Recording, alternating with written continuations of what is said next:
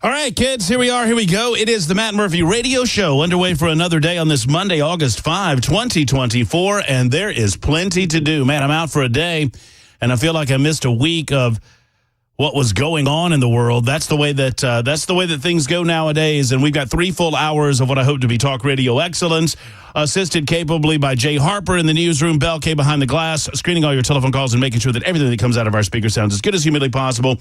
And then yours truly, your humble correspondent from noon until 3 when I'm not off making merry and gambling my life away in Tunica, Mississippi. Tunica says hello, as does our good friend and gambling buddy Jay St. Clair. We adjusted some real estate, lost a few, won a few, and now we're back after it. Obviously, I didn't win the Mint. Otherwise, I would not be here, as always promised, to Bell K before I leave. So we've got lots to get into. Obviously, the presidential election is front and center from now until November. But right now, front and center, U.S. markets are down almost 1,000 points. They lost a lot on Friday. And I think it was, 600 or thereabouts of the Dow Jones Industrial Average. Obviously, NASDAQ tanking as well. But right now, as we're watching, obviously almost 1,000 points down. That represents about 2.4% of the market. I'm going to get an assessment of what's going on with Paul Winkler coming up at 12:35 this afternoon. Paul Winkler at 12:35 to give us a sense of why this is happening, what exactly is happening. There was a jobs report that came out Friday that kind of created a nosedive in the markets. I don't pretend I have my investment. Thank you to Paul Winkler. I have my 401k. I have my retirement portfolio. Thank you to Paul Winkler. And I don't stress about it because I believe in and trust Paul Winkler, and Paul Winkler gives me the education that I need to have that belief in that trust. At the same time, I understand that some people tend to freak out a little bit when things go janky, especially if you're close to or nearing or at retirement age. It can kind of freak you out a little bit as the markets fluctuate like this. That said, overall, it is an assessment of where we are from an economic standpoint. And here's the deal, folks. If you want to boil this down or get it down to the point where the goats can graze on it, you name it, you own it. They named it, and they own it. This is Bidenomics. This is Bidenomics. Their Inflation Reduction Act did nothing of the sort. Their Inflation Reduction Act and what they've continued to do since the skinny passage of said same, it's a misnamed bill. It was an infusion of money that actually does more to harm the inflationary rate in the United States of America than to solve anything that it claims to solve. And they called that Bidenomics. So, once again, I'm not the smartest guy in the room. I'm not the, pick your euphemism. I'm not the brightest bulb on the tree. I'm not the sharpest tool in the shed. I'm a tool. I'm not a very sharp one. I made Bell laugh. That's good. But I know this. If you have any of something, and you add more of something, and the demand does not go up consistent with the additional supply, what happens to the price? It goes down. In other words, it goes down in value. And if you flood the market with money and production remains consistent and spending remains consistent, you're going to devalue the dollar, which is what the Joe Biden administration has done. And in doing so, the price of goods and services from an economic standpoint goes up because you've devalued the dollar. You can't buy as much with the dollar that you at one time could buy. That is what inflation is. So instead of reducing inflation, the Biden administration added to it or created a dynamic by which it could not naturally go back to its normal state of being. It went down from its high, but it has not gone down enough so that Americans will feel it at the pocket, in their pocketbook or at the grocery store or at the gas station. And here's what Democrats cannot do. They cannot lie their way away from the gas station. They cannot lie their way away from the price of eggs. They cannot lie their way away from the price of clothing as parents are buying blue jeans and and collared shirts and other school supplies as they head on back or get ready to get their kids on back in school this August 5. You can't lie your way out of any of those things. They'll try to do so, but the mainstream media you'll watch does not and will not tie these two things together because it doesn't behoove their narrative. Their narrative is to get Kamala Harris elected president of the United States. Whether you're talking ABC, NBC, CBS, Fox News is a more neutral actor in all of this, maybe, and some of their commentators at night lean conservative, but for the most part, they're a neutral actor in all of this. Call Newsmax conservative news if you want, but the vast majority of the news outlets that we deal with on a day-to-day basis, particularly those like hashtag Never CNN, what a garbage network full of garbage people, don't watch, I'll watch so you don't have to. These networks are designed to protect Kamala Harris. So they're not going to put two and two together. They're not going to tell you what is obvious to anyone paying attention, that if you name it, you buy it. Bidenomics was something that they championed, and I have the receipts, friends, never you fear. And I'll share those receipts with you on the show today. We'll also tell you how to beat Kamala Harris, and I do not believe I want to focus first on what not to do and then what I think the Trump campaign needs to do in order to dispatch of this nonsensical. And once again, it's another narrative being forwarded by the mainstream media that Kamala has all of this momentum, all of this incredible. Yes, she's not Joe Biden. And so we just fed starving people saltine crackers. And if you find starving people and you give them saltine crackers, they're going to be very appreciative of those saltine crackers. If you walk into a five-star restaurant and try to hand off saltine crackers to the patrons in the restaurant, they're not going to be very impressed. You get the analogy? Joe Biden was so bad, the Democrats were so deflated. They knew that the campaign was going so nowhere that they'll take anything they can get. And what they got was one of the worst political candidates in modern history, Kamala Harris. But here's what I'm going to tell you we don't need to do. What we don't need to do is hand them victories when there's so many defeats at their feet. We don't need to talk about her color. We don't need to talk about her gender. Kamala Harris is an idiot beyond whatever sex she is and beyond whatever color she is and beyond whatever she wants to identify as. I don't care. She can identify as a purple onion for all I care. She's still a horrible, horrible consideration for President of the United States of America. And her record, not her record from 10 years ago, not her record from 15 years ago, her record from right now demonstrates that. I'm not here to tell Donald Trump what to do, far be it for me, some lowly talk show host in Nashville, Tennessee, to do so. But I have my opinions on it all. And you win elections you win elections two ways. By adding to your numbers from the middle and by motivating your base. And I don't know how you motivate the base of Donald Trump any more than they are already motivated by pointing out that Kamala Harris is a liar. We already know that she's a liar. What you accomplish in the process is motivating the left because you give them something to run on that doesn't have anything to do with her record. You get to run on, see, we told you Trump was a racist. See, we told you Trump was a xenophobe. See, we told you. And they'll do all of that anyway. You just don't want to give them ammunition to put in their quiver, so to speak. So all of that's coming up. As you can tell, I'm loaded for bear. Speaking of bear, did you hear? This is the weirdest story I've heard in a long, long time. And I'm going to get to it in a moment and ask Bel K his thoughts on it after I ask him a couple of other questions. This is Super Talk 99.7 WTN. Super Talk can be found on a number of different platforms. Obviously, the FM dial is where we want you to go. From northern Alabama to southern Kentucky and all points in between, there we are, 99.7 FM. You can also find us on any variety of streaming platforms. If you stream news or music or information on your phone or on your laptop, you can stream us. Type in Supertalk 99.7 WTN to, TuneIn or Spotify, wherever you get news or information, iHeartRadio, and you can find us. You can also download our own app and take us where you go from that platform, We appreciate that. Supertalk 99.7 WTN. And then, of course, there's Supertalk TV. It is up and running, and our portion of the broadcast day is brought to you by our good friends at U.S. Pest. J.K., Erica, and the rest of the team over there say God bless America and God bless Supertalk TV, and we appreciate them for it.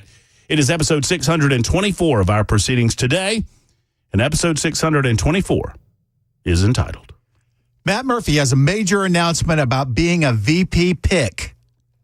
He isn't one. Libertarian lunch, noon to 3. You know how much that smarts me, because it's really the best job in America.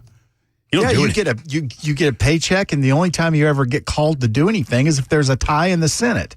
Or if somebody dies. Yeah. God forbid. Well, but if somebody dies, then you actually have to work. That's true. Speaking of work, everything go well Friday? All good? Cameron good? You good? Everybody good? Cameron was on fire, man. He was having his... He before we started the show, he's out there with me and he's putting his notes together, what he wants to talk about, everything. And he got into a discussion on homeschooling, and that took over the whole show. Love it. The audience just went crazy to talk about that. Absolutely love it. Well, in your honor, I almost went ahead and put my hair up in a ponytail today. Can you do that now? Yeah, I can, but it's one of the... I can, but if I stood next to you, you know what I mean? I'd feel... Yeah. You know what I'm saying? A little inadequate. It's like going to the bathroom with John Holmes. You know what I mean? Oh, God. What? I'm out. What? You know what I'm saying? Hey, let's go to the bathroom, John. Oh, hey, what you doing over there? Deep, too. What? I'm in a mood. I snapped at you earlier. I feel bad. I'm trying to make you laugh. You're about to make me cry. Okay. Well. Anyway, no, I don't want to do it. Not with you in here. So Headless Bell has a heck of a head of hair, and I feel inadequate beside him. But it is Locks for Trump Day 156. If you're new to the show, I made a commitment on March 1st that I believed in Donald J. Trump so much that I would not cut my hair until we had a new president-elect. Obviously, I assumed at that time that Joe Biden would be the nominee and Donald Trump would obviously be the nominee. Now you got Donald Trump and Kamala Harris, so we're going to get a new president-elect come November 6th. I'll have the opportunity to cut my hair. It will either be whilst I cry tears of joy or tears of sadness and pain. One way or the other, it's episode 156 of our Locks for Trump Day. And you can check it out if you want to look at the flowing mane. You can check it out on Supertalk TV, YouTube, Facebook, Twitter, Twitch. YouTube, Facebook, Twitter, Twitch. And when you go over there, do me a favor. I don't say this enough. I mean, you can find me on social media at Matt Murphy Show. I know we hit you with a lot of these things. That's what I call it. I call them the pleasantries. You can find me at Matt Murphy Show on the X Machine and other platforms. But when you find us on Supertalk TV, hit the like button, the thumbs up button, or the subscribe button. You'll do us a solid in doing that. I did not have an opportunity because I was out Friday to comment on the results of the statewide elections that were held. We'll do that at some point today. We'll talk about the various ways that Kamala Harris is eminently beatable and how they're attempting to whitewash, to use a term of art, her record in favor of the new and improved Kamala, thinking that the liberals will just go along with it if they do so. The world is burning down around them as we speak. We have the possibility of a world war breaking out in the Middle East. The American economy is tanking. The stock market is tanking. But never you fear, Kamala is cackling all the way to the ballot box. Just so many of them. But have you heard, Bell, the RFK story? Well, I've heard about the bear. Oh yeah, that was weird. The weirdest story in the history of stories. That he dumped a dead bear in Central Park? Yes. I didn't read. When I saw the headline, I'm like, that's got to be fake, and I just skipped over it. Presidential candidate Robert F. Kennedy, he sounds like the takeaway that I got, the icky takeaway that I got from this story is it sounds very much like his brother Teddy made it up. You know, considering the numerous storylines that he made up following his responsibility for the death of Mary Jo Kopechne. Ted Kennedy is responsible for killing someone. And I know he's dead now, so it's water under the old Chappaquiddick Bridge there, huh? Get what I did there? But this felt like that somebody hit a bear and then you became aware that the bear existed and you wanted to skin the bear for cub meat. And then you decided you didn't have time to do that because you had to go catch a plane and you were late for the plane.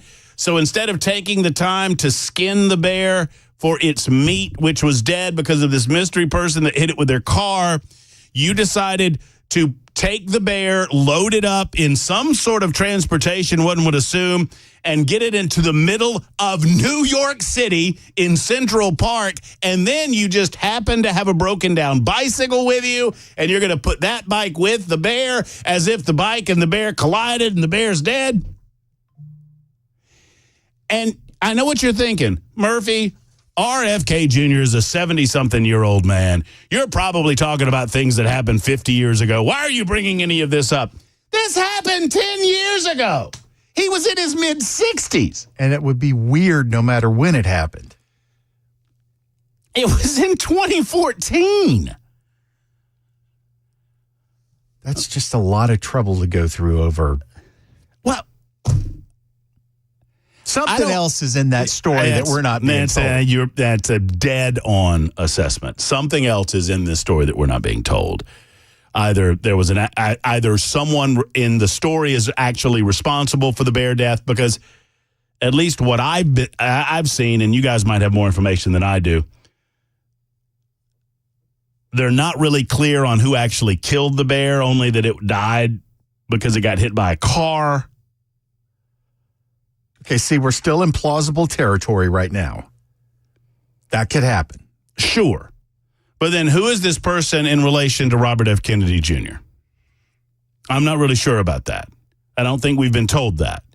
How did Robert F. Kennedy Jr. become aware that some mystery woman had killed a bear somewhere, one would presume, outside of... I mean, the bear wasn't walking around Manhattan. Right. So the bear was somewhere in upstate New York. So they had to go get the bear, and then either they were going to skin and use the bear meat at the location where they found the bear, and this had to happen over no more than I would think a 24-hour period, because the bear was, as they say, fresh. But then they had to get a flight, and so I guess they were going back to New York City anyway, so they decided to bring the bear with them, the dead bear. If you suddenly if you decide, okay, this carcass isn't worth the trouble, why do you take it to Central Park instead of just dumping it on the side of the road in upstate New York? Something is weird. Their reasoning behind dumping the bear in Central Park has not really been fully explained. And I don't know. It's just a very odd story. I don't know that it means anything in the grand scheme of things. I feel like people that were going to vote for Robert F. Kennedy Jr. are odd anyway, and I'm not trying to offend any of you. If you RFK supporters want to call me out and call me up, feel free. I'll send you to the front of the line. But I just feel like the 5% of Americans that were doing so, I don't know for what reasons you're voting for RFK Jr. at this point, other than you're mad at the Democrats or, you're mad at Trump for COVID. I don't know. It's very weird. It's just odd. There's nothing about it that seems plausible, but it doesn't seem realistic. Yeah, there are sections, there are reasons why I think the story happened, the manner in which, but there are things as to why it happened that they're not telling us. Maybe he had the bear in a car with him, and they drove off a bridge and the bear drowned, and then he was trying to hide. He wanted to make it look like the bear got hit. So Robert F. Kennedy Jr. told his wife that he was going to a party with some boiler room girls and bears on the island, and then they were there, and then he wanted to make with the bear, but he didn't want to do it in front of everybody, and the bear was pretty drunk, let's be honest. And so they decided to go off to the beach to have some alone time, just RFK Jr. and the bear. And then what you described, bloosh, and Or maybe they murdered the bear and John was supposed to fly it out of state. And maybe, hold on. I know we got to go to a break. Hold on. So the bear was a pretty famous singer and actress that wore a blonde wig and was seen often in that little white dress. And they had a thing, and then RFK tried to cut it off, and then she was all pouty about it. And threatened to maul him. And then they had to deal with it. And so the bear overdosed on sleeping pills in the bear's den. This family has got to be one of the weirdest families. I mean, they're one of the most famous families in the country in our history, and they're weird. Yeah, they're weird, all right. It's 24 after the hour. This is weird. We got to take a break. Mike and Dan and Kevin already line up. It's Libertarian Lunchtime Hour on Super Talk.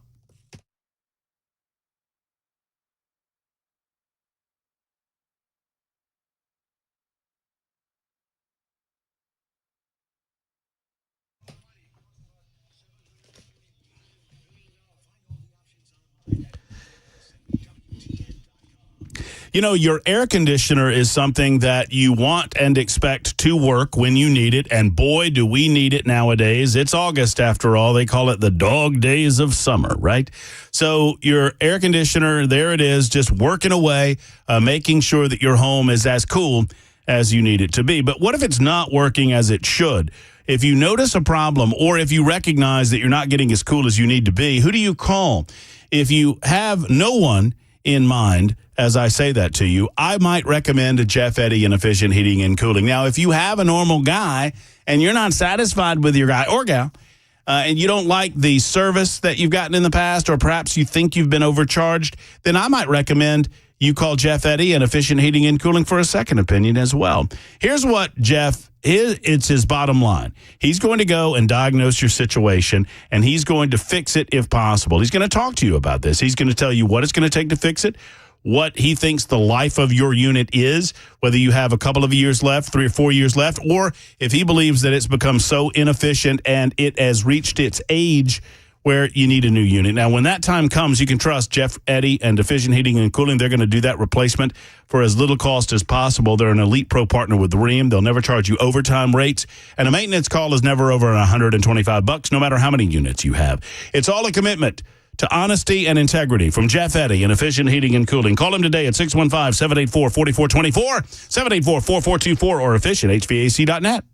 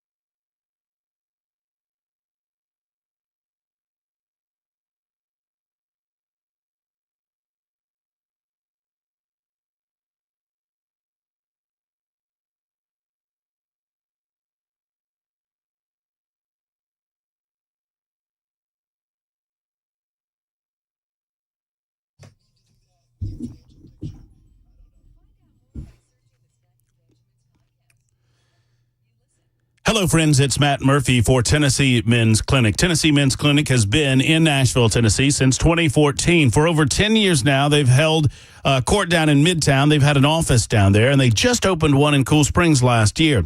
Tennessee Men's Clinic is available for you gentlemen who are feeling sluggish, run down, or just generally speaking, you don't have the energy levels that you once had. Now, this can manifest itself in a number of ways. A lot of times we talk about the bedroom and whether or not you are, shall I say, feeling it in the bedroom. If not, there's no shame in this game, gentlemen. Over 50% of the men listening to me right now at some point in your lives will experience this.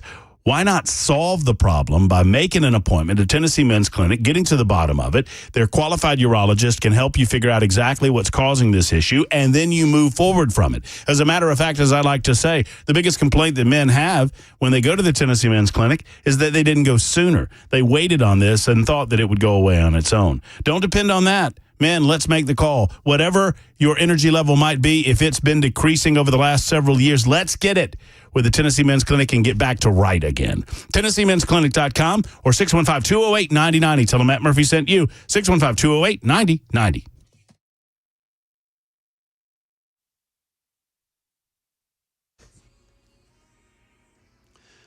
Good afternoon. It is 12:30. I'm Jay Harper with your top stories. It's hot, sunny, 91 degrees. We'll have that complete forecast here in just a couple of moments.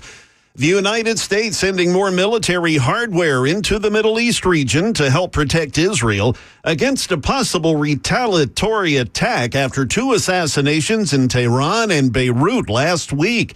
ABC's Tom Soufi-Burridge, he is in Tel Aviv. President Biden announcing those new defensive measures for Israel on the phone to Prime Minister Netanyahu over the weekend, but the president calling their phone call very direct, saying the killing of the leader of Hamas in the Iranian capital had, quote, not helped the chances of getting a ceasefire in Gaza. A former Israeli general telling me he thinks Iran and Hezbollah will attempt a more decisive attack than that mass barrage of Iranian drones and missiles fired at Israel in April. Back here in Middle Tennessee, Channel 4 reporting that the Franklin Police Department, they're looking for two men accused of installing credit card skimmers at multiple Kroger locations across the city of Franklin. Officers said skimmers have been found in some self-checkout credit card readers at the Kroger locations on Mallory Lane, Murfreesboro Road, and Hillsboro Road. That is the latest news. Weather is up next. I'm Jay Harper, WTN News.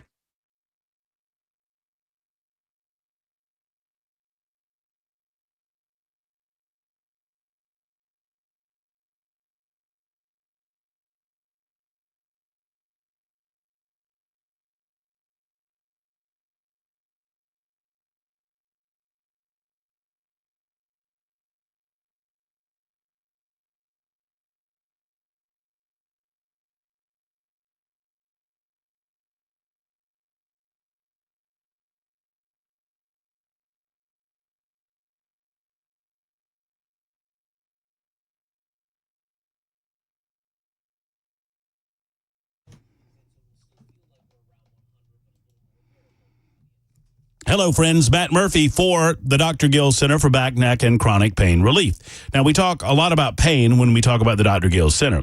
I don't know where it hurts with you, and neither does the Dr. Gill Center. But that's one of the first things that you're going to discuss when you sit down and talk with Dr. Wendy or Dr. Dominic or Dr. V. They will ask you about where it hurts, how long you've experienced pain, the nature of the pain. They'll walk you through the initial phases of your examination, and then you'll get some x-rays.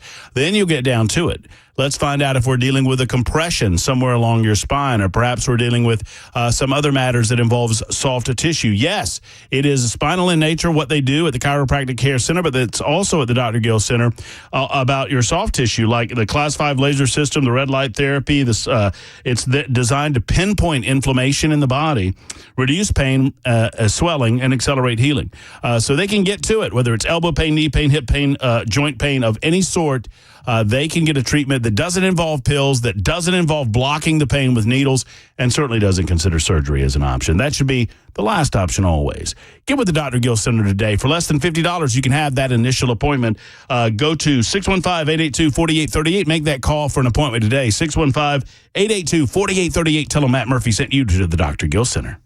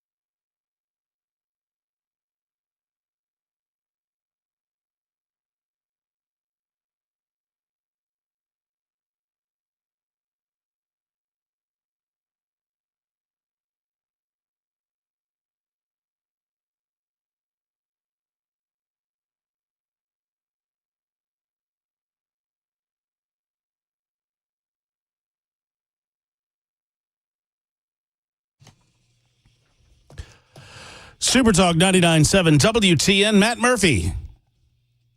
Libertarian Lunch. Hello. Hope everyone's doing well. Check us out online, YouTube, Facebook, Twitter, Twitch. Super Talk TV is up and running. Hello. How's it going, guys? I'll tell you what, if you go over and subscribe, if I get enough people telling me on the super text line that you've subscribed to Super Talk TV today by going over and hit the thumbs up button at the end of the show today, Belle, don't let me forget to do this. By the end of the show today, I will take my headphones off and I will shake my locks for you right at the end of the show. You know, like I'm just coming out of a pool. Give it the old slow motion shake. That's just such a gift to all of you on Super Talk TV, and I'll do so by the end of the show. 615-737-9986. I have my key points on how to beat Kamala Harris, which is pretty easy. Right now, what they're doing is they're gaslighting you. And when I say they, I mean, you know, media organizations that have been desperate for someone that they can prop up. They understood that they could not prop up Joe Biden. But they can, or that at least they believe they have an opportunity to prop up Kamala Harris. And the first step in doing that is repairing her record. Taking what record she has, deconstructing it, dismissing the bad, replacing it with good.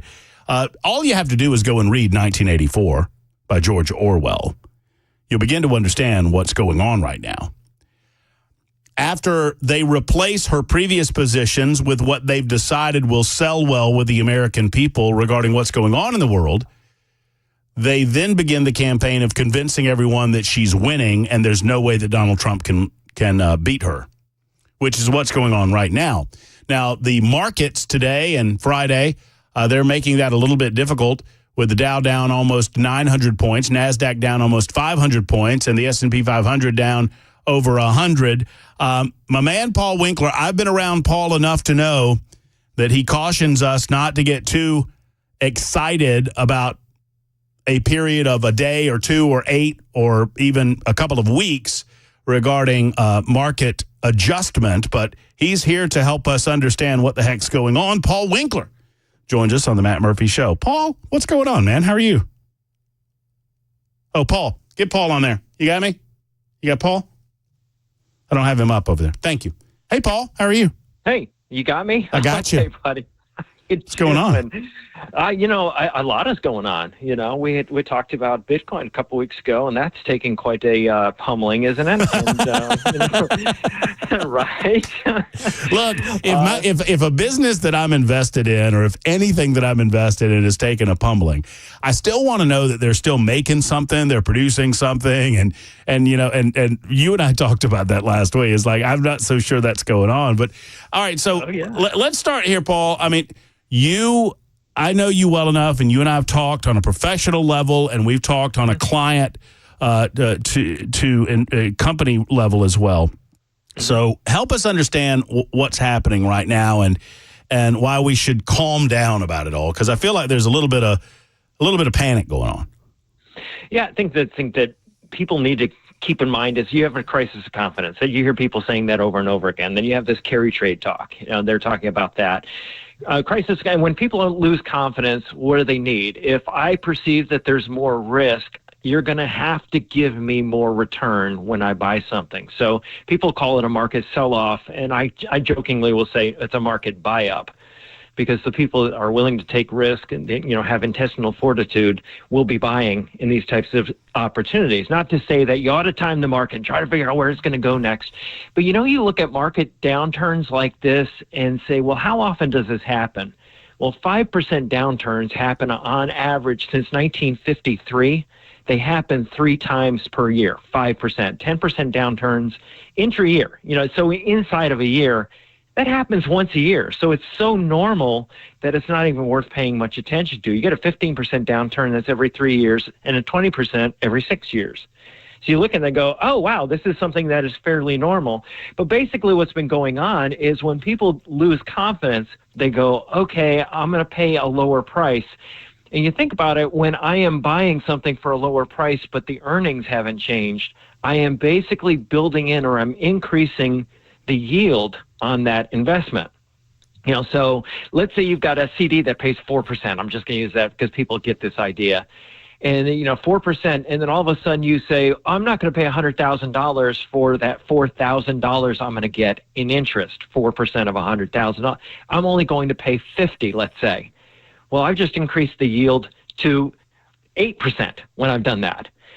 So if I've lost confidence, or I'm worried about something, or, maybe the stock market's spooking me a little bit, I will drop that. And what happens is, from a CEO standpoint, I'm going to go, oh, crud, earnings might be lower in the future. Therefore, what we've got to do is we've got to get rid of some expenses, because I can either increase sales, and if the economy's bad, I can't increase sales. I can decrease expenses, though, and I can lay off people and increase my earnings later on. So these market downturns are always temporary. We go through this all the time. And what happens is that not only do the CEOs, the board of directors, people that work for a company, but even government, believe it or not, they want earnings to go back up. So they will eventually, kicking and screaming sometimes, go and change so that you can get earnings to go back up. Because if the earnings don't go back up, then taxes go away. If taxes go away, then government goes away. If government goes away, the FDIC goes away, and everything is built on capital markets. But, you're putting up with market ups and downs. That's just the way things work. So what triggers it? Is there any one thing, or is it so many factors that it would be difficult to describe? I mean, Was it the earnings report that came out last week? Is today a result of how Japan reacted to that, or is there any one specific thing that we can say would cause the bump in the road, so to speak? Oh, it's so hard to put your finger on it. They try. I mean, if we knew what triggered it, then we would know when it would happen, right? Well, sort of, but you got to know the news. If you look at, for example, what happened in Japan, you had the carry trade. And that is like, what the heck is that? Well, what happens is people gamble, as they like to do, and they borrow money at low interest rates, and they try to invest in a currency that pays a higher interest rate. You'll have differences in what interest rates countries are borrowing at all around the world. And what they're trying to do is trying to make money on that leverage. Well, what happens is it went the wrong way, and then that gets people into a panic. And then they start to look at AI, and they go, well, is AI going to be everything that it cracks up to be? You had some of these tech stocks. I don't know if you looked at the underlying tech companies that make up so much of people's portfolios right now. But you had some of these tech companies going down 20, 30, 40%. I mean, literally in just a couple of days. And that's something I've been talking about on the radio show a lot, that a lot of American investors are overweighted in index funds that are capitalization weighted, or mutual funds that are overweighted in tech because they thought it would go up forever. And I'm like, no, you can't bet on that. Markets go up and they go down, and stocks particularly. You look back at the tech bubble, 2000 through 2002, you had an 80% decline in the NASDAQ during that period of time, 80%. If you were diversified during that period of time, yeah, you had, short-term downturns, but literally, 2000, you had areas of the market that actually went up. Most people didn't hear about it. 2001, when I started the radio show, you had small cap stocks going up 25, 30%. But a lot of people weren't invested there because they were so tech heavy, because everybody was talking about tech and, what's exciting, the hot trade. And that's where people really get messed up. But to try to figure out what area, what's starting it, where it's going to go, it's all news. And the news is coming in at a frantic pace right now. But you had a big thing, like you mentioned, was unemployment. And all of a sudden, that means maybe the economy's slowing down. Because if people aren't employed, they're not buying stuff. And they're not buying stuff, then sales go down. But the other thing that eventually happens is the cost of doing business goes down, and that seeds the recovery of markets, and you don't know when that's going to happen. The average market downturn, historically, since I think it's 1960s, New York Times did a thing on this years ago, it's probably the best article they ever wrote, was the average downturn, you can count it in days on how long it takes to recover. 111 days. Yeah. It doesn't take that long. And I know that you're because I am a client, right? So I know that the clients of yours are probably more calm than the general population. But what do you say to the general population that looks at what's going on and they start worrying about words like recession? Right. Do we use those types of words too much when things like this happen? Well, in reality, when you look back at recessions, I did this one study one time where I says, what if you invested at the first day that we determined that a recession had actually started, and looked at 1 year later what happened in your investment portfolio? The vast majority of the time, the portfolios were actually at a higher level a year later, even if you started when the recession did. So it's a mistake to think that recession means down stock market. It doesn't. Some of the worst economy that we had literally was 2009, 2010. The economy was not good, yet the stock market went up. Market downturns precede the recession. So if you have a market downturn, by the time you figure out that we're going into a recession, it's like the horse is already out of the barn. So it's futile to try to figure out where the market's going to go next and what the recession is going to do, because it doesn't mean the stock market's going to go down. This morning, there was a lot of clamoring online about some of the trading platforms being offline or being you're not able to log in. Has any of that reached to you, and do you know of any reason why that would be? Yeah, well, what happens is people are trying to trade, then they're trying to market time, they're trying to stock pick, they're trying to move their positions around. Recognize that any time... Yeah, okay.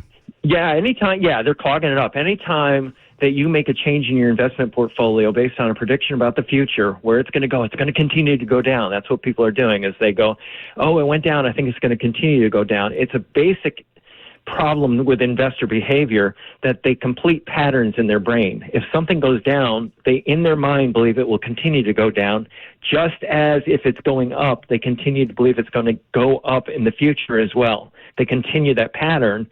And what happens when markets go down, they go, oh, I got to protect myself. And they don't recognize that they're selling into a market that is already down. You don't know what it's going to do next. You could sell, and all of a sudden it goes up, and you've missed the upturn. So you got to be right twice with market timing. I got to be right when I get out, and I got to be right when I get in as well. Futile.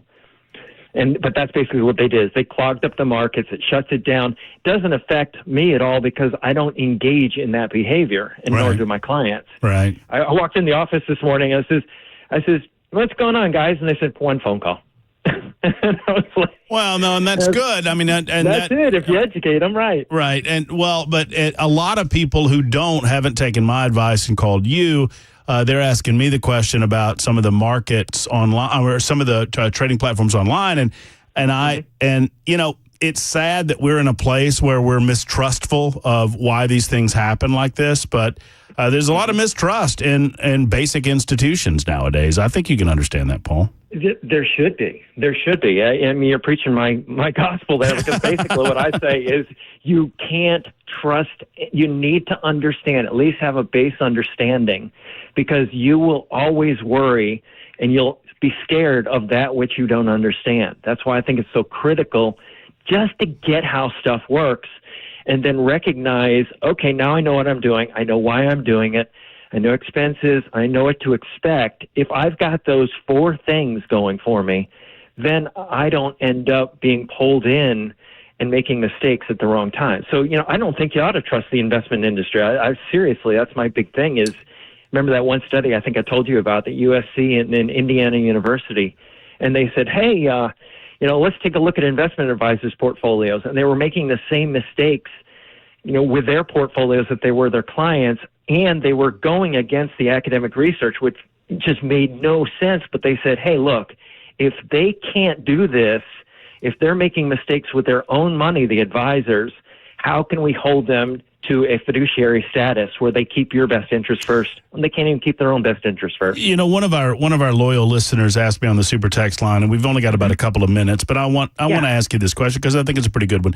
Do we use terms like, I mean, I think technically we went through a recession when COVID popped.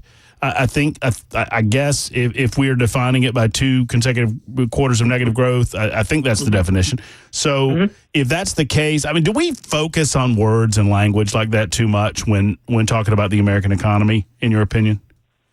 I don't know that you're focusing on it too much, because you're talking about not just stock markets. You're talking more about people's paychecks. Mm-hmm. You know, when I'm going into a recession, I'm worried about, hey, you know, not did my portfolio go up? Will I have a job next week? Right. I think that's really what we're focusing on, is the economic policy in Washington conducive to us having jobs in the future is really what it gets down to. Right. So I don't think it's over-focused on. Yeah, and kind of 2 different subjects, right? When you're talking about the stock market and why the stock market's, I mean, they can be interrelated and overlap, but, you know, yeah, it's a very different thing wondering whether or not you're going to be laid off versus wondering whether or not, you know, your portfolio is going to repair itself in the next 6 months. No, I get that. Absolutely. That makes a lot of sense. Absolutely. Yeah. Paul, great stuff. Absolutely. Great stuff as always. You know how much we love you on the show, and thank you so much for everything you do.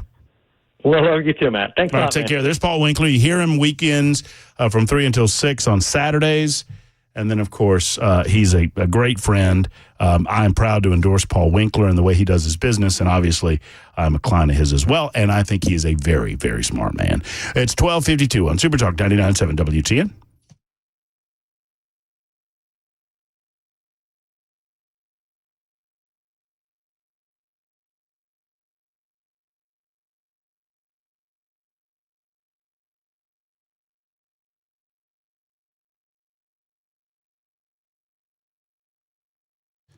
Hey, friends, it's Matt Murphy for United Structural Systems. USS stands for United Structural Systems, and they help your home stand firm and tall, even as nature tries to destroy it. That's what it's all about, right? I mean, nature is Nature's tenacious. I mean, wind and rain and these elements that come at your house on a day-to-day basis, they are there to destroy it. They are there to eat into that foundation. Water will not stop until it accomplishes its goal. You have to stop it. You have to keep it at bay through USS. And right now, USS has a back-to-school promotion that we want to talk about through August 30th.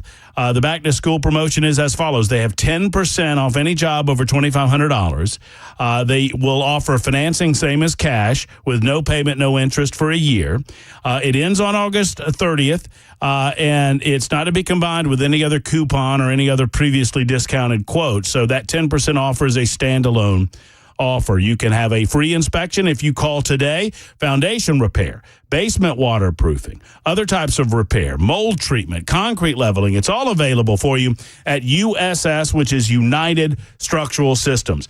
Ask them about that 10% off offer on any job over $2,500. Say it's the Back to School Murphy promotion from USS on Super Talk. Give them a call today. That number is 615-488-7855, 488-7855 for USS, USSTN.com.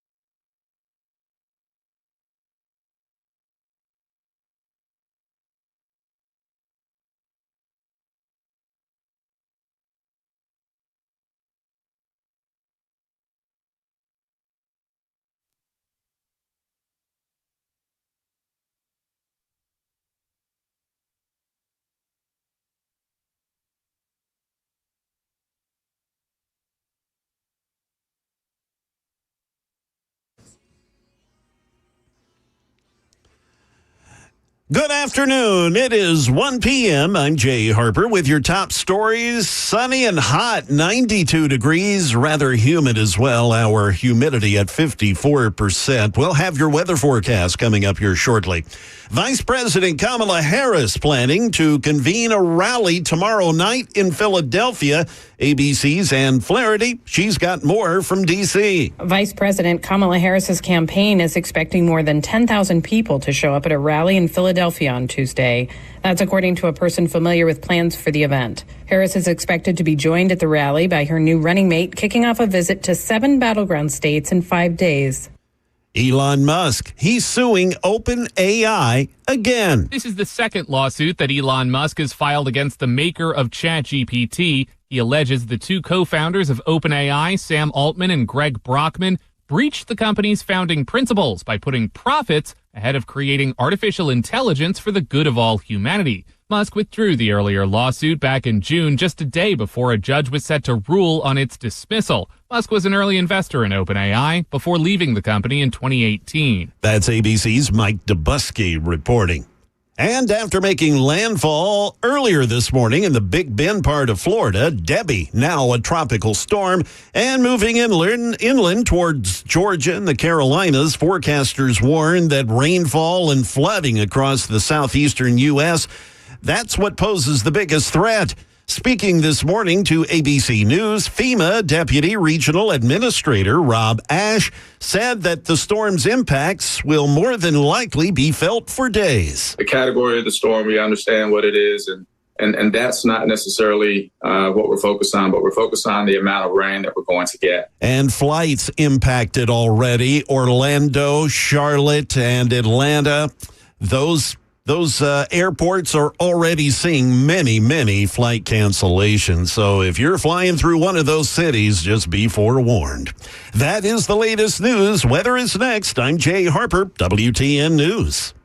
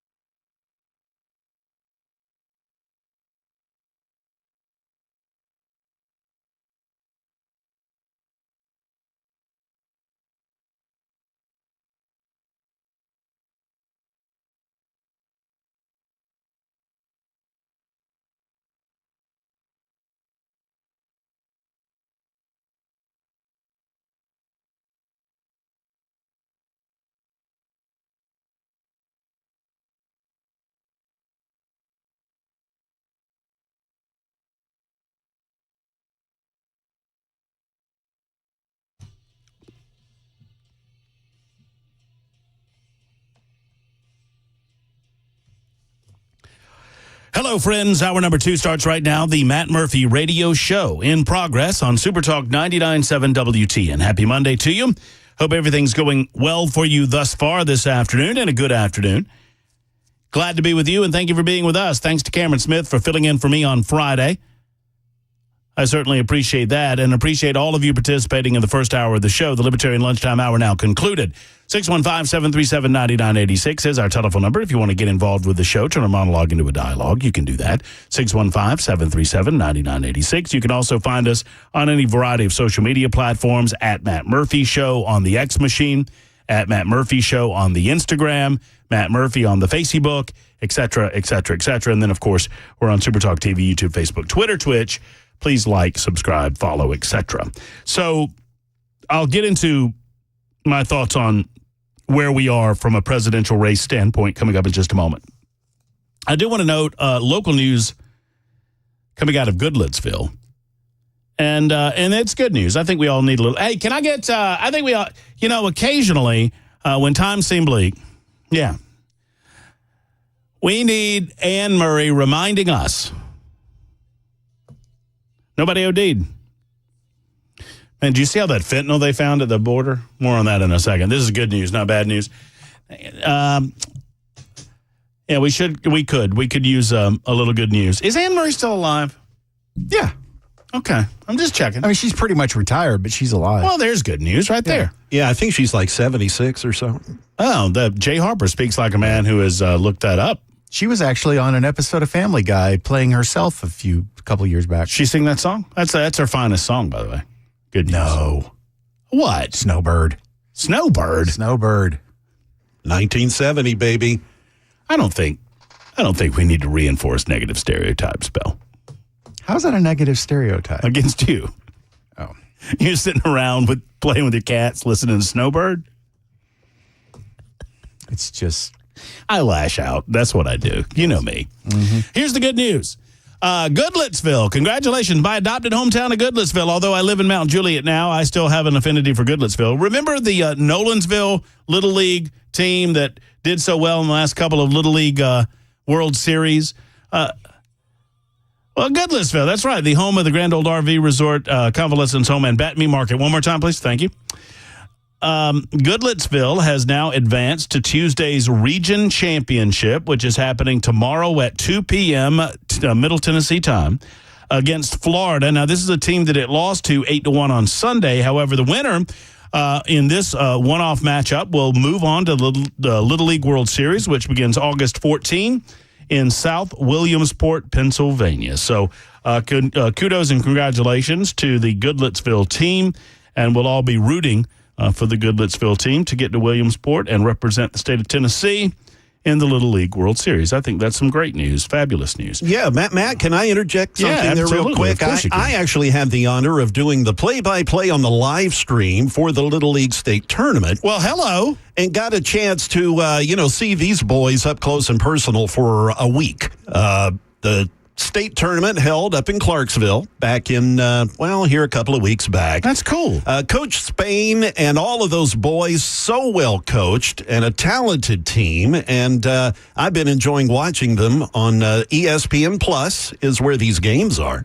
So, congratulations to those boys. They have done the state of Tennessee quite proud. Well, of course, and one more win, and off to Pennsylvania they go. And what an incredible and special trip that would be. I mean, the kids from Nolensville know well how cool it is, regardless of outcome, that you get to go up there and play on that famed field and experience that. So we're rooting for those kids. Let me ask you this, Jay. What in your opinion, in your experience, calling ball games like this, because for those that don't know, Jay Harper does a lot of play-by-play, sports play-by-play. Is the big difference having a pitcher or two on the team? Big time. I mean, it's no different at any other level of baseball, you know? It comes down to pitching and defense, and the Little League teams, they have this stereotypical reputation of slinging the ball around the field. And, you've heard of Little League home runs where, a kid bunts the ball and scores a home run because the kids are throwing it around. That's not the case with these teams. I tell you, their pitching and their defense is what gets them to where they are, just like any other level of baseball. That's cool. Well, we're rooting for them, rooting for you, Goodlettsville, as you take on the team from Florida coming up at 2 o'clock, I guess it is Central Time, tomorrow. All right, more on the presidential contest and the state of the economy as it exists right now. We're down almost 1,000 points. I don't want to obsess over it. I mean, we'll monitor it, and I'll give you updates as the afternoon goes on, because I know many of you are at work or whatnot, and you're looking for several updates. I would recommend you maybe turn away for the next few days and watch as all of this perhaps repairs itself. In a way, this is an identifier. It is an indicator that the economy is not going well, and do not allow Democrats to lie to you about that. The Biden-Harris administration has not done anything to improve the economy. The economy has performed in spite of the Biden-Harris administration, not because of the Biden-Harris administration. And we have well reflected on the damage that this so-called Inflation Reduction Act has done on the American economy. So it is with that in mind that I remind people that it does us no good to focus on identity politics as a way to defeat Kamala Harris. I think it's a mistake. And it might, I think, actually, you know what I have? You just inspired me, Bill. I found something for you that I thought was, I think it has cursing in it, though. Well, can I edit it? Well, maybe. Hold on just a second. I think it's somewhere in here. I was on a tweet frenzy. Send it to me when you get a chance, and I'll see if I can clean it up. Hold on. Is this it? Hold on. Give me a little audio there. You think you just fell out of a coconut tree? Oh, yeah. You think this you tagged me in this on Twitter. And what came for you?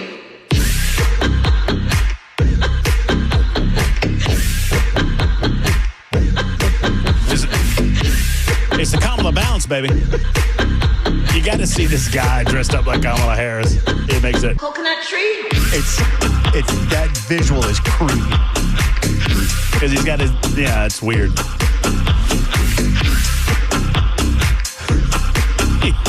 I don't know why this gets, I think it's the dancing. Look me up online. Yeah. Look me up on, yes, I do know, Madam Queen Kamala. What are we calling her now? Kamala the Coronated. So reclamation of Candidate Zero. Reclamation of Candidate Zero. That's right. Thank you. So, you think you just fell out of a coconut tree? If you look me up on social media at Matt Murphy Show, you can see the video associated with that little, they dropped a beat on the coconut tree comment. So as they attempt to reclaim this candidate, they also enjoy some of the commentary. Now, look, I'm not here to knock Donald Trump.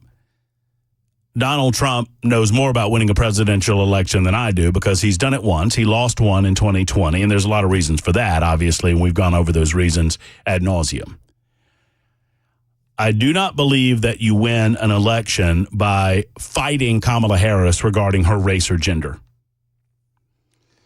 And I believe every moment that we focus on race or gender is a lost moment, not focusing on record or the lack thereof. I would challenge those Democrats who glowingly refer to Kamala Harris to name me one accomplishment of Kamala Harris during her time in the United States Senate or her time as a vice president of the United States. She spent a good amount of time I think almost 4 years in the United States Senate before becoming a vice presidential candidate for Joe Biden, because Joe Biden decided that he wanted to, by definition, go the DEI route with regard to his hiring practices. Hey, folks, I could knock it, but it is what he said. I'm not commenting on how he did it. He announced that that's what he's doing. Now, some have suggested even mentioning the word DEI is now somehow racism in its nature. I never brought this subject up. I never came up with the terminology. Liberals came up with the terminology. Liberals come up with terminology that we then use in regular discussion points on this radio show, and when we use the terminology that they came up with, we're called racist. Do you see how that works? Like, I don't know if I can say queer or not anymore. There was a time when queer was a perfectly acceptable word to mean strange or odd, and then the homosexual community co-opted it amongst themselves, and then people started using it against the homosexual community. And so when that happened, the homosexual community gets all mad and says you can't use the word anymore. But then now they're using it as a wonderful thing. I mean, it's in their LGBTQ. Yeah, it's a Q. It's the Q. It is. So I guess you can say it if you don't want to abbreviate LGBTQ, right? No. I can say it so long as they like me. Right. See, that's the rule. Is if they approve of me, then I'm allowed to say virtually whatever I want. I can say the Q word. I can say the N word. I can say any word I want. If don't go against the narrative. But if I go against the narrative in any way, they're going to use everything at their disposal to destroy me for any reason whatsoever. Because I deserve to be destroyed. It's not a matter of the word or the language. It's a matter of wanting to destroy me. See how that works? So by his own words, I mean, Joe Biden said, I can play you the clip, I am going to pick a woman to be my vice president. And then he doubled down on that when he became president and said not only a woman, but he was going to pick a female and a black female at that to be on the United States Supreme Court. That is by definition excluding portions of the population for the purpose of elevating other portions of the population. And that's using their version of what DEI truly is. What is it? Its effect is racism or bigotry. To deny someone an opportunity based on the color of their skin is by definition bigotry and prejudice. And it is what DEI has to do. It's what it has to do. Which is why the Democrats are so desperate to get away from the conversation. So don't tell me that it wasn't a DEI pick. It was. At the same time, I would suggest that the discussion point regarding Kamala Harris's color and how she has personally identified herself does not do us any favors. And here's what I mean. While it might be fun, the memes can be fun, and it can be fun to talk about Indian heritage versus black heritage and how she has moved from one to the other depending on the audience that she might be speaking with. Kamala Harris is a creature of politics. Kamala Harris will use anything and everything at her disposal in order to achieve her goal. Okay? So hers is not a matter of personal offense. Hers is a matter of the offense within the camp. The Kamala camp is a matter of us calling out what she's doing and exposing it for the general population. And for what it's worth, that's fine. But using it moving forward, I do not believe brings anyone into Camp Trump. I don't think you gain any votes by talking about whether Kamala Harris is black or Indian or Jamaican or whatever.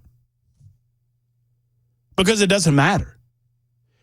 And the breath and the oxygen that we use to discuss this could be used to discuss, frankly, more important things. Because there are plenty of African-American females in the United States of America that I think are a hell of a lot smarter than Kamala Harris with regard to public policy, ideology, or leading the United States. There are plenty of people of all shapes and sizes that would be better capable, that have better ideas. And it's the idea portion of this that we ought to focus on. Do not allow the Democrat machine and the propaganda wing of the Democrat Party that is represented by 90% of the mainstream media to repair this woman's record. It is a disastrous record. It is a disastrous record of positions on issues. You can look at right here in Nashville, you could take Carol Swain or Natisha Brooks, both women of color that live here, and they're both infinitely smarter than Kamala will ever be. And I would vote for either of those women 1,000 times over before I would vote for Kamala Harris. I wouldn't vote for Kamala Harris. But you're right, absolutely. And that's just in Nashville. That's just 2 off the top of Bell's head that have actually made regular appearances on the radio show, although I think Natisha's still mad at me. I hope she's not, but I think she is. She's mad at me for being truthful to her. And maybe my mistake was I shouldn't have said it at the time that I said it. One can remain truthful, but at the same time, try to be kind to the emotions of the moment. Is that fair? Yeah. And maybe I wasn't. That's fair. And maybe I wasn't. I love her to death, though. But there are plenty of individuals that are better suited to be president of the United States, regardless of their color, regardless of their nationality, regardless of their political past, even. Kamala Harris is on record as to where she is on these matters. And we should focus on who she really is. And who she really is a socialist. Now, she's smart enough not to say as much, but that's what she is. More on this in a moment. Mike's been holding for a long time, and I appreciate the patience that Mike has exhibited. He held all the way through an interview with Paul Winkler during the Libertarian Lunchtime Hour, and he joins us now from Columbia on the Matt Murphy Show. Hello, Mike. Hey, Mr. Murphy. How you doing, sir? I'm fabulous. Hope you are. I'm doing pretty good. 2 things. One, Kamala Harris has said that she's a Marxist because she actually used Marxism statements like what has been, will be, or something like that. That's out of Marxism. Yeah, she is. Yeah. There she was saying it right there. That's out of Marxism book. But my question is for you is if let's say we do have the election, Trump wins, but we go into war the day after the election, does he still get to take office? And I have your cap. You have my cap? Yeah. Oh. You know, you met 1,000 people since me, but I was at the Glot store. Okay. And I was wearing a cap that you absolutely love. God, guns, and Trump. Oh, I did love that cap. You tried to give me that cap when I told you how much I loved it, and I said, no, I'm not going to take a man's cap off his head. You got me a cap? Yeah. Oh, Mike, that's cool. I got you one. I got Chris Hand one. I don't know if Bell wears a cap or not. Mike, I do not. I appreciate the thought, but I would also like to remind you that I got Matt a cap for his birthday last year, and he's worn it once. It's too small for my head, Mike. And I don't know if Brian Wilson would like it or not. Wilson wears a cap. I'll tell you that. I know that. I don't think Bell does because his melon is too big. It literally is. Well, I got you one, Bell. Just in case, but you're a good man, Mike. Thank you. That's very nice of you. Now, would that take place? Will he still become president? Who, Trump? Yes. Oh yeah. Look, I think I hear a lot of this. I'm going to reflect on this in a minute. It is August 5. Everyone, I understand the news comes fast and furious. I understand that we live in a different world than we even lived in 2020 or 2016. But let's all calm down for a moment. There's a lot of, look, I disagree with the narrative that was presented by Trump at the National Association of Black Journalists. I think Trump was being honest, and I don't disagree with the content, but I understand why if you continue that road, that narrative, you're handing a gift to the Democrats and you're making it more difficult. I understand that they were starving people that have been given food. They were starving with Joe Biden, and now they have been given a lifeline with a bad candidate, but she looks incredible by comparison. Joe's half dead, for goodness sake. So a lot of my friends who are self-identified conservatives or Republicans, some of whom have been never Trumpers in the past, oh, it's over. Kamala's going to win. It's over. Shut up. Just shut up. Shut your mouths. There is a lifetime to go. And if there's any evidence to my point, look at the Dow Jones Industrial Average. It sure as hell not Donald Trump taking the blame for this. That is Bidenomics. 124 on Super Talk 99.7 WTN.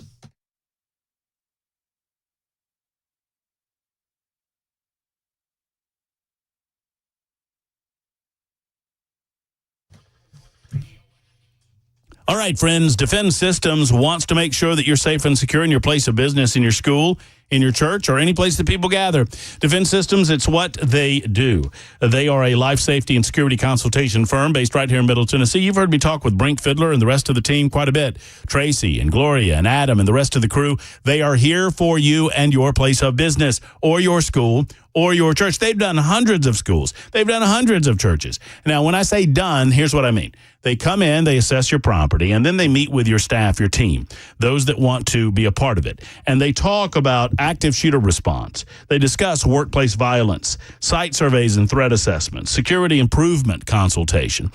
They'll do emergency and intruder action plans with you, rapid response medical training with you, all of it customized to your facility and your needs, and they can adjust based on your crew and what you're hoping to accomplish. It's all customized for you, and it is necessary. Friends, the possibility of something like this happening in your place of business is minuscule, and we all know that, but it's not zero. So hope is not a plan. It's time to get trained up with Defend Systems. Allow them to train you. We're not checking boxes here. We're giving life skills. 615-236-6484, 236-6484, defendsystems.com.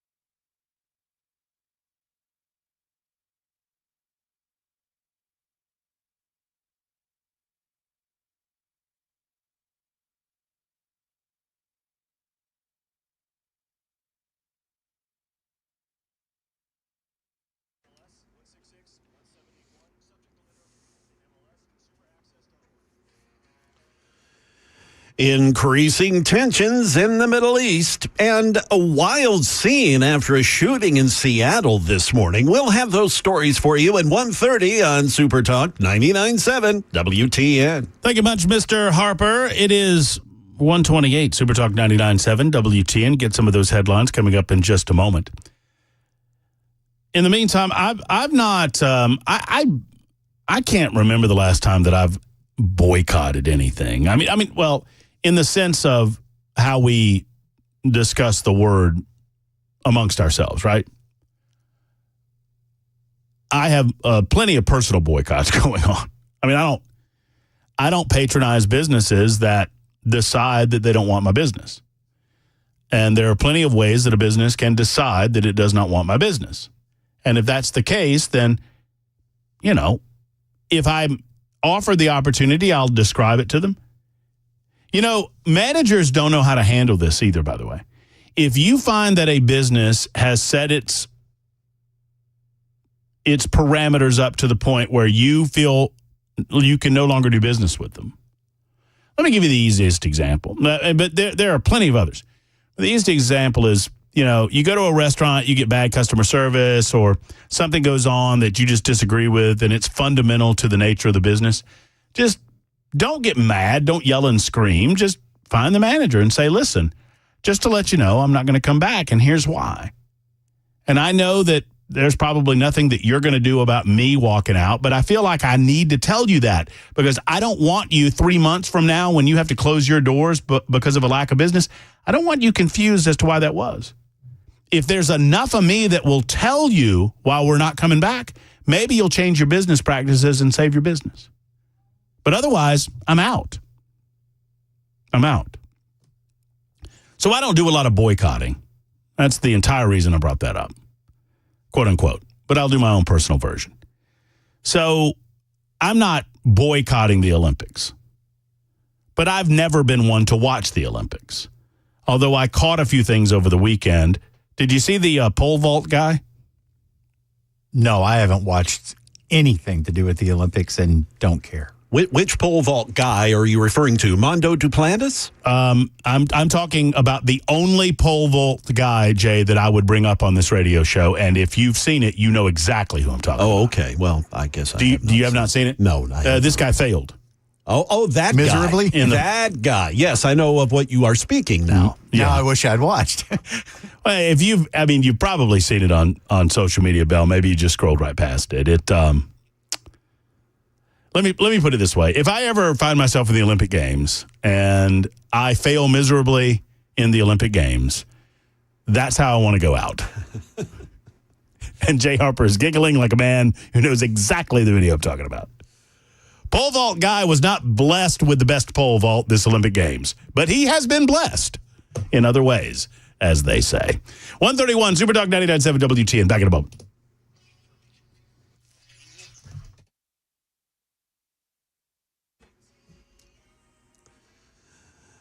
Good afternoon. It is 1:31. I'm Jay Harper with your top stories. It's sunny, 91 degrees on Music Row. A forecast is upcoming. Israeli defense officials say the commander of U.S. forces in the Middle East is in Israel ahead of an expected attack by Iran. The Iranians vowing a massive response to the bombing assassination of a top Hamas official who was visiting Tehran. The U.S. also racing extra military assets to the region. We hear now from ABC's Luis Martinez. We heard last week that the United States is sending an additional squadron of U.S. fighters towards the region to assist with air defense. And it's not just fighter aircraft, but it's also ground-based interceptors. The question is, will they be there in time? And now in the northwest of the U.S., it was a wild scene in Seattle this morning with multiple people left shot and a car crashing into a hospital. ABC's Alex Stone has details on what we know. Police in Seattle say there was a shooting at around 2:30 in the morning. They arrived in the Capitol Hill neighborhood to find two victims who had minor injuries. While they were investigating, a man in his 20s who was shot in the lower back and ankle crashed his car into a hospital looking for help, and a fourth person walked into another hospital with gunshot injuries to a leg. All of the victims are believed to be linked to the same shooting. The shooter got away. How the victims are connected, police say, is not clear. That is the latest news. Weather is next. I'm Jay Harper, WTN News.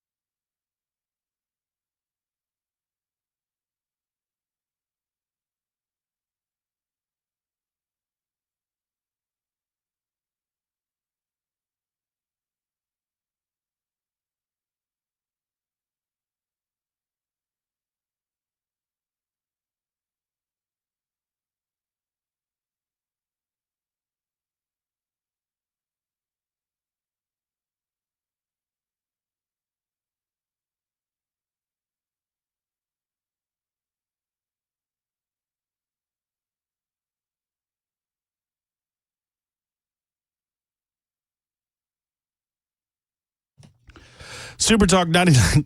I'm sorry, I don't mean to laugh, but I was just thinking of a conversation Bell and I were just having that we will not be having on the air, by the way. Yeah, we don't deserve, actually, the audience does not deserve to have that forced on them. There are certain habits that one finds in the workplace that are as distasteful as can be, and I just experienced one for myself. Let me just put it this way.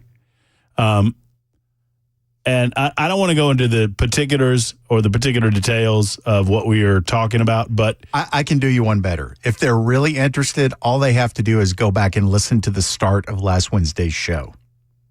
Oh, did I talked about it then too, didn't I?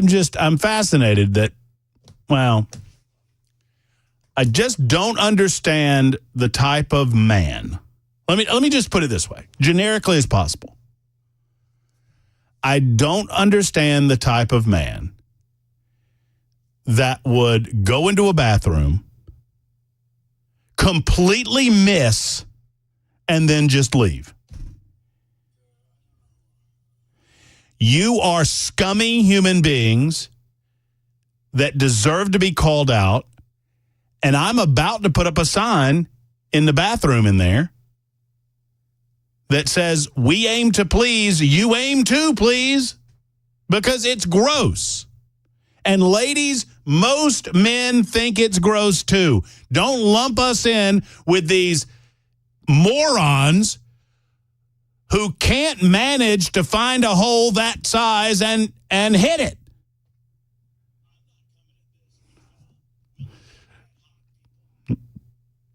But like I said, we're not going to talk about that. Like I said, we're not going to discuss the fact that there's some people. Oh, don't get me started. And Jay Harper agrees with me. Preach it, Matt. I saw him. Preach it, brother. You know what I'm talking about. Absolutely, man. What is that? What is that? And I'm on a time crunch, and so I got to go to the nearest guy, and that's the nearest guy, and that thing has been. I don't know what are we bathing in there? What are we doing in there? What are we possibly doing in there that can cause that level of commotion on the floor? I don't understand. I honestly think this is an offshoot of how messy the kitchen gets, because when people are on air, they think it's okay just to leave a mess because they've got to get back to the control room or they've got to get back to the booth instead of going, okay, I need to clean up after myself. It's like, oh, I'm on the air. This is justifiable. It is not acceptable. Now, that, if you're coming back, now, obviously the people that just leave it, but if you're coming back, you know, whether you declare it to nobody or not, if you're coming back, then I can give you some grace. Well, it's agreeable, but most people don't come back. But this thing has been going on for like a month, and I just don't. No. Oh, well, no. I mean, you know, way longer. Well, it's longer than that. You're right. Phil Valentine used to complain about it. I just don't. And it's not even that I'm a grown man. I get it. I understand that things happen. I understand you got to navigate around. I just do not understand the mentality of somebody. I mean, are we just honest here? Are we just us three talking right now? Yeah. I do not understand the mentality of a man that pees on the floor and then walks away from it. Or does not flush. What? What? It's a little handle. Very simple. It's right there. I don't want. Hey, wait a minute. I don't want to be gross and touch the handle. No, see, you stepped in the pee on the floor. No. That you just made. I grab a paper towel and do the flush thing. I don't get it. 3005 has the comment of the day on the super text line right now. Is Matt working from home today? That's good. Wendy says, listen, Dan Mandis is really sorry. How many of you are going to... I got people all over the super text line blaming Mandis. We're not casting any blame on anybody. It's the sports guys. We're not casting any blame on anybody. It's the sports guys. We're not casting any blame on anyone. Somebody tell Ron Slay I blamed him. So, without casting any blame, Ron Slay, we are just begging that something You picked the biggest dude in the building. I'm such an idiot. He's not smart. He's the nicest guy in the building, though. So I think I got that going for me. All right, back to more important subject matter. Although that's weighing heavy on my mind. I do not suggest to you or begrudge you how to act on your social media platform or amongst your circle of friends. But I would suggest that it is not a smart play on the part of Donald Trump to continue the gender-based or race-based identity politics. When you engage in identity politics, you are engaging in an arena where the Democrats want to play. That's what they want to do. They don't want to talk about the southern border. They don't want to talk about energy policy. They don't want to talk about the American economy. They don't want to talk about the Israeli-Palestinian conflict. They don't want to talk about concerns about a growing a threat of World War III. They don't want to talk about the needs that you have in your household. They don't want to talk about whether your wallet is bigger or smaller than it was 4 or so years ago. They don't want to talk about intruding in the lives of American adults and their children and interfering with how you raise your children. They don't want to talk about pornography in the children's schools. They would much prefer to talk about identity politics. And how dare Donald Trump, a white guy, tell Kamala Harris what she is and what she is not. Now, from the standpoint of winning or losing, it is August to September, October, November. We have 3 full months, August, September, and October. That is a lifetime in American politics. Should there be a concern? Of course. The Democrats were handed something new and shiny. Now, the toy doesn't work, but they don't care. They got a new toy, and her name is Kamala Harris. The toy that they had, Joe Biden, was broken. And so any toy is going to give them joy. At some point, they'll realize that their toy is flimsy and doesn't really operate properly. Or at least most of them, or as enough of them will recognize that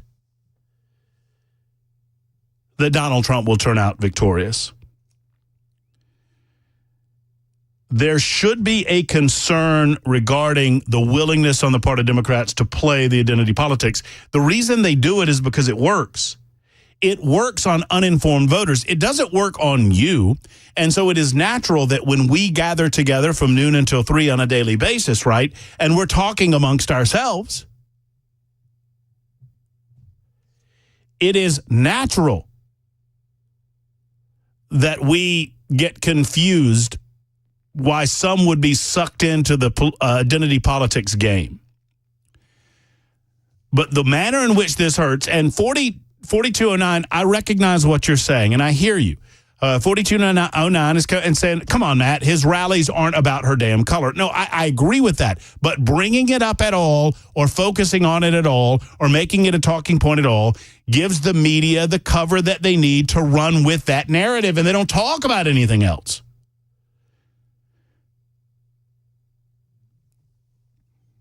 When they should be. Identity politics along these lines will only pull more extreme leftists to the polls. I don't believe that it helps our cause. I don't think that it converts anyone. There are 2 ways that you win elections. You win elections on ideas or on turnout, and turnout can happen a number of different ways. This is swiftly becoming a turnout election. In as much as who is most motivated to go. Now, why you get motivated to go, that's a good question. Democrats are motivated not because they support Kamala Harris so much as they hate Donald Trump. And the Democrats are trying to turn that to Kamala Harris's advantage. The key for the next 3 months is to expose her political ideology to those that don't pay much attention in August to presidential politics, and to make sure that they understand that there is one extreme individual in this race, and that extreme person is Kamala Harris. You know exactly what you get out of Donald Trump because we had it for the better part of 4 years, for 3 years at least. And anytime a Democrat refers to the Donald Trump presidency, they're referring to 2020. They don't want to refer to the first 3 years, which were incredible from an economic standpoint, from a peace standpoint, from a border security standpoint, from a pocketbook standpoint. When you hit all of the major issues there, the American people are behind the first 3 years of his presidency. They get to they get to twist and manipulate the numbers to their own advantage because of COVID-19. So when they talk about Joe Biden creating all of these jobs, when they talk about the economic downturn of 2020, they don't mention COVID-19, the Wuhan virus, and what caused it. And so it is crucial to us that we not allow the mainstream media to normalize her positions.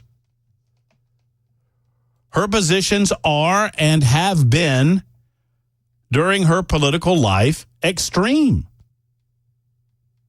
And by the way, while I'm on the subject, we all know that Queen Kamala could pick Yogi Bear or a potato for vice president.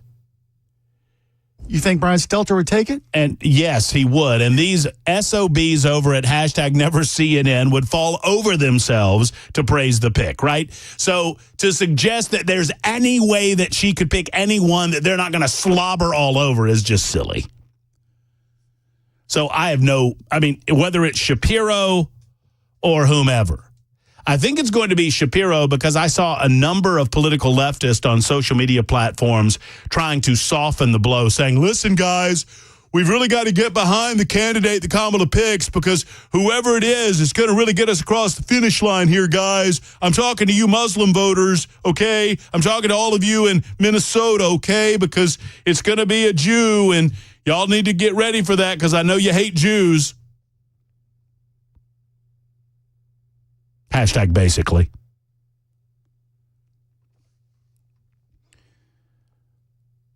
Focus on who Kamala is. And I think it's enough to convince the American people that she's too dangerous to be president of the United States. All that, ladies and gentlemen, and everyone else, that is called Bidenomics. That is called Bidenomics, and we are very proud of Bidenomics. They're very proud of Bidenomics. You see what's going on in the stock market? You see what's happening to the American inflationary rate? Do you know how much money you paid at the gasoline pump? I bet you do. Do you see how your dollar's not stretching as good as it used to? Are you concerned about your job? Are you concerned about being laid off? Are you concerned about an economic recession? Well, all that, ladies and gentlemen, and everyone else, that is called Bidenomics. That is called Bidenomics, and we are very proud of Bidenomics. By the way, I just noticed something about this clip, which I think it checks a lot of boxes for me. It's got the Kamala cackle. She seems to be talking down. It almost as if she's talking to seventh graders. That is called Bidenomics. You notice anything else about this clip, Bell? Listen to the front end, not the Bidenomics part. Listen to the front end. All that, ladies and gentlemen, and everyone else. And everyone else? What the hell does that mean? Do we have service animals in the audience that care about Bidenomics? What? All that, ladies and gentlemen, and everyone else. Who's the everyone else? I guess people that don't identify as either? Is that her way of including the non-binary people, I guess? All that, ladies and gentlemen, and everyone else. And everyone else. That is called Bidenomics. Why does that make her laugh so much? Maybe because she knows. Maybe because she knows that girls and boys are different. And there are two genders. And all that, ladies and gentlemen, and everyone else, that is called Bidenomics. It's very funny to her. That is called Bidenomics, and we are very proud of Bidenomics. So I guess she delivered that line before they were no longer talking about Bidenomics because people thought that it was stupid and that the economy sucked, and they were taking credit for it. Yes, they should. But never you fear. If you're concerned if you're concerned at all about whether or not Kamala Harris can fix the problem with inflation, I tell you what, I don't have time now, but I'm gonna allay those concerns. This lady can fix the economy, guys. Don't you worry at all about it. She's going to explain inflation for you in a minute.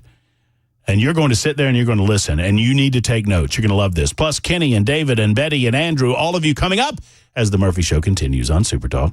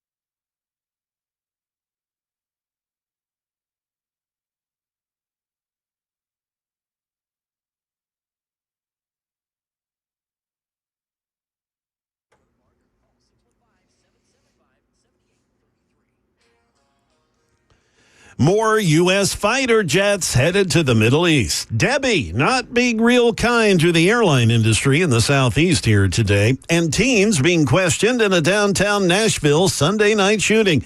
We'll have those stories at 2 o'clock on Super Talk 99.7 WTN. You know what? I'm so excited about those stories. I think we should do them right now. Also, it's 2 o'clock on Super Talk 99.7 WTN. When we return, I brought up the idea of boycotting the Olympics because I know many of you are, based on the opening ceremonies and some of their aspects of the Olympic Games. But I noticed this International Boxing Association is now defending itself against its decision not to allow men to beat up on women. We're going to update you on that in the final hour. We'll get your telephone calls on the way to defeat Kamala Harris as a presidential candidate. I've got any number. I've got an entire 3-page list. Look at there. I haven't gotten to yet. We'll do that next, right after Jay Harper's newscast on Super Talk 99.7 WTN. Stand by.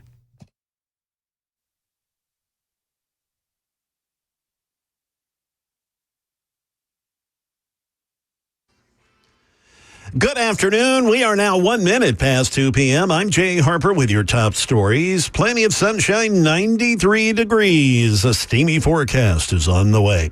The U.S. taking steps to defend its ally Israel from an attack by Iran. The Iranians vowing a massive response to the bombing assassination of a top Hamas official that was visiting Tehran.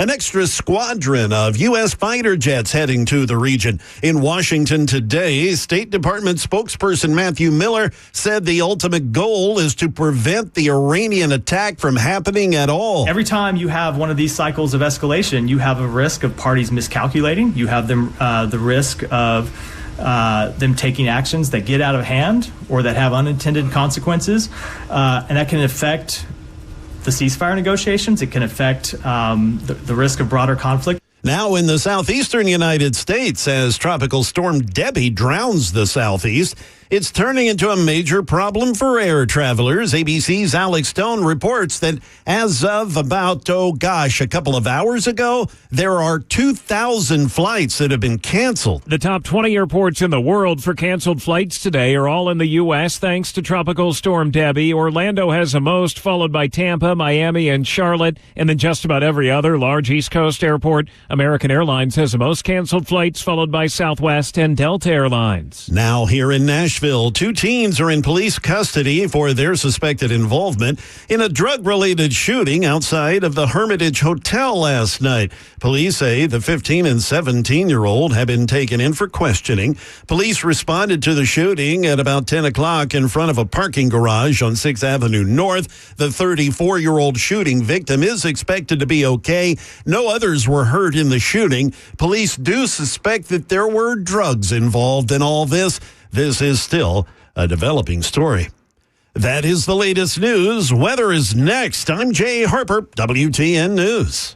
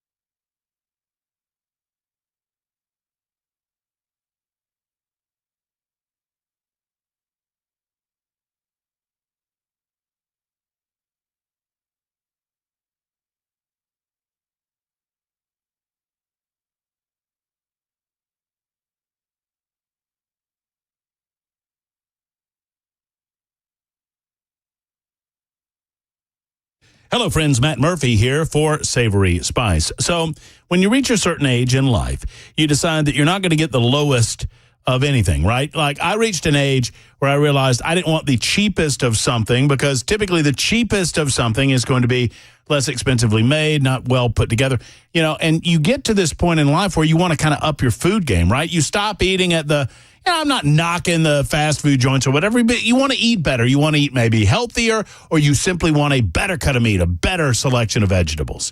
Well, what about your spices? Are you still buying off the rack at these discount spice places where they're all clumpy and they're not well put together? You don't know where they're made. I mean, at Savory Spice, they are upping your spice game. And the way to up your food game is to up that spice game. And you up it at Savory Spice. Now you're thinking, Matt Murphy, I don't cook. Well, I have something for you. It's called the Spice and Easy line at Savory Spice, where they provide all of the spices that you're going to need to prepare a delicious meal for you and your family. They tell you exactly what to buy at the grocery store, what cut of meat, what veggies you might need for sides or whatnot, and then they tell you exactly how to prepare it right there on the bag. Go and see Holly, David, or the rest of the gang at Savory Spice. 2 locations. One's at L&L Market. That's in Nashville. The other's right off the square in Franklin next to Gray's Pharmacy. Tell them Matt Murphy sent you, and whatever your level of experience, enjoy some of the delicious spices. Up your food game by upping your spice game. Up your spice game at Savory Spice.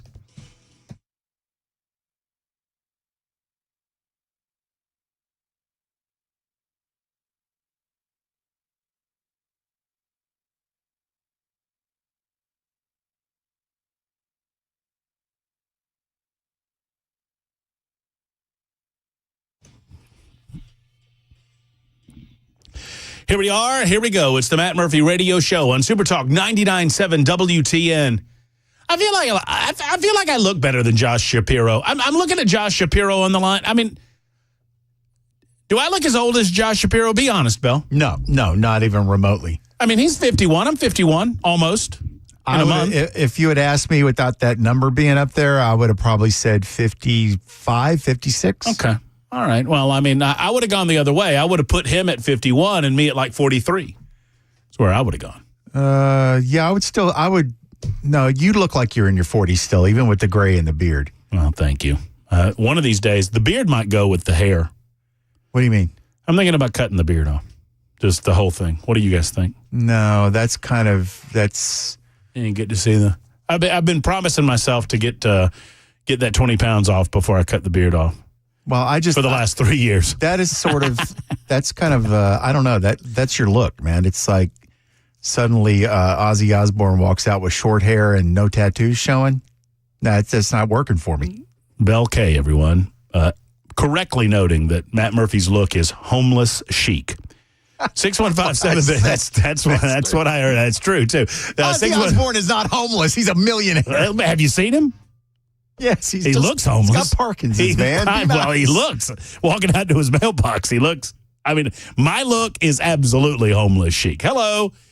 The look that I go for on a regular basis, I'm not even making this up. Not that I think about this too much, but when I do think about it, when I walk into a room, I want people to think either that guy doesn't have a place to live or he has so much money he doesn't care what he looks like. If I was rich, that's exactly where I would be. I was like, well, you're not really dressed appropriately. I got millions. You think I care? Yeah, I'm not really here to impress you. Yeah. Thank you so much. One way or the other, we are here to thank you for being with us. Thank you so much for spending a part of our day together. I appreciate you more than I can possibly relate. The media is fawning over the idea of whom Kamala Harris will select for her running mate. It doesn't matter. As I said last hour, it could be anyone. It could be Fozzie Bear, Yogi Bear. It could be Josh Shapiro. It could be Ben Shapiro. They will fawn over whoever she selects. Maybe not the Ben Shapiro part. Did you see the Babylon Bee, by the way? Babylon Bee headline? So good. Babylon Bee's so good. Did you see his testimony in Congress when he just spanked Eric Swalwell? Oh, Shapiro? Yeah. Yep, absolutely. That was beautiful.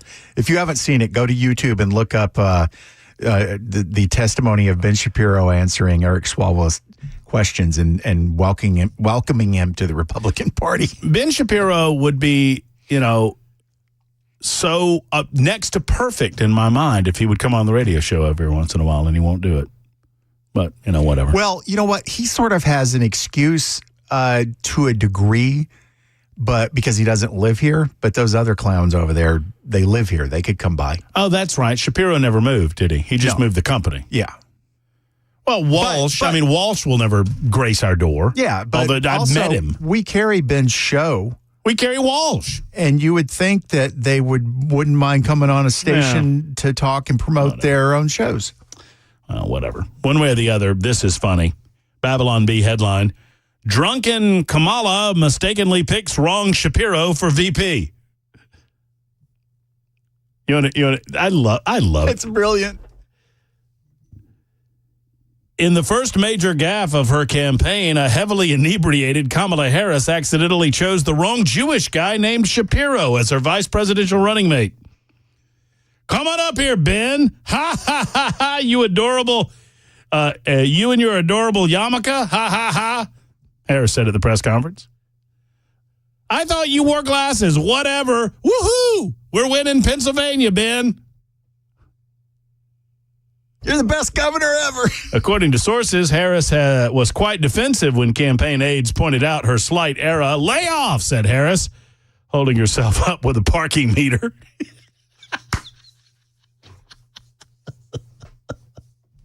He's white, he's Jewish, he's named Shapiro. I'm so close, how really different can they be? She said. That's Babylon Bee headline, drunken Kamala selects wrong vice presidential choice. So here's the way you beat Kamala. You focus on who she really is. You tell the truth about her. While the media attempts to lie about her record, you remind the American people what her record truly is and how incapable she truly is of being president of the United States of America. And I don't say that lightly. The founding fathers only put there's only a couple of qualifications. You have to be a natural born citizen. You have to be 35 years of age. That's about it. Hey, can I interject real quick? Because I've gotten like 3 calls on this today. Yes. Kamala Harris is a natural born citizen. She is fully able to run legally as vice president or president. Where's that coming from? People are calling up going, well, her parents weren't citizens. They don't need to be citizens. No, she needs to be born in the United States. She is an anchor baby. She was born in the United States. That makes her a citizen. Right. She can legally run for the office. Right. That's there is 0.0 chance of that going anywhere. And this is the type. So when you start talking about her dad being Jamaican and her mother being, this is the type of conversation that it leads to, and it is non-productive. Any discussion whatsoever about Kamala Harris's birth certificate is non-productive to the goal. Our goals can be completely in simpatico, in line with one another. What is our goal? Our goal is to win in November. With whom? Donald Trump.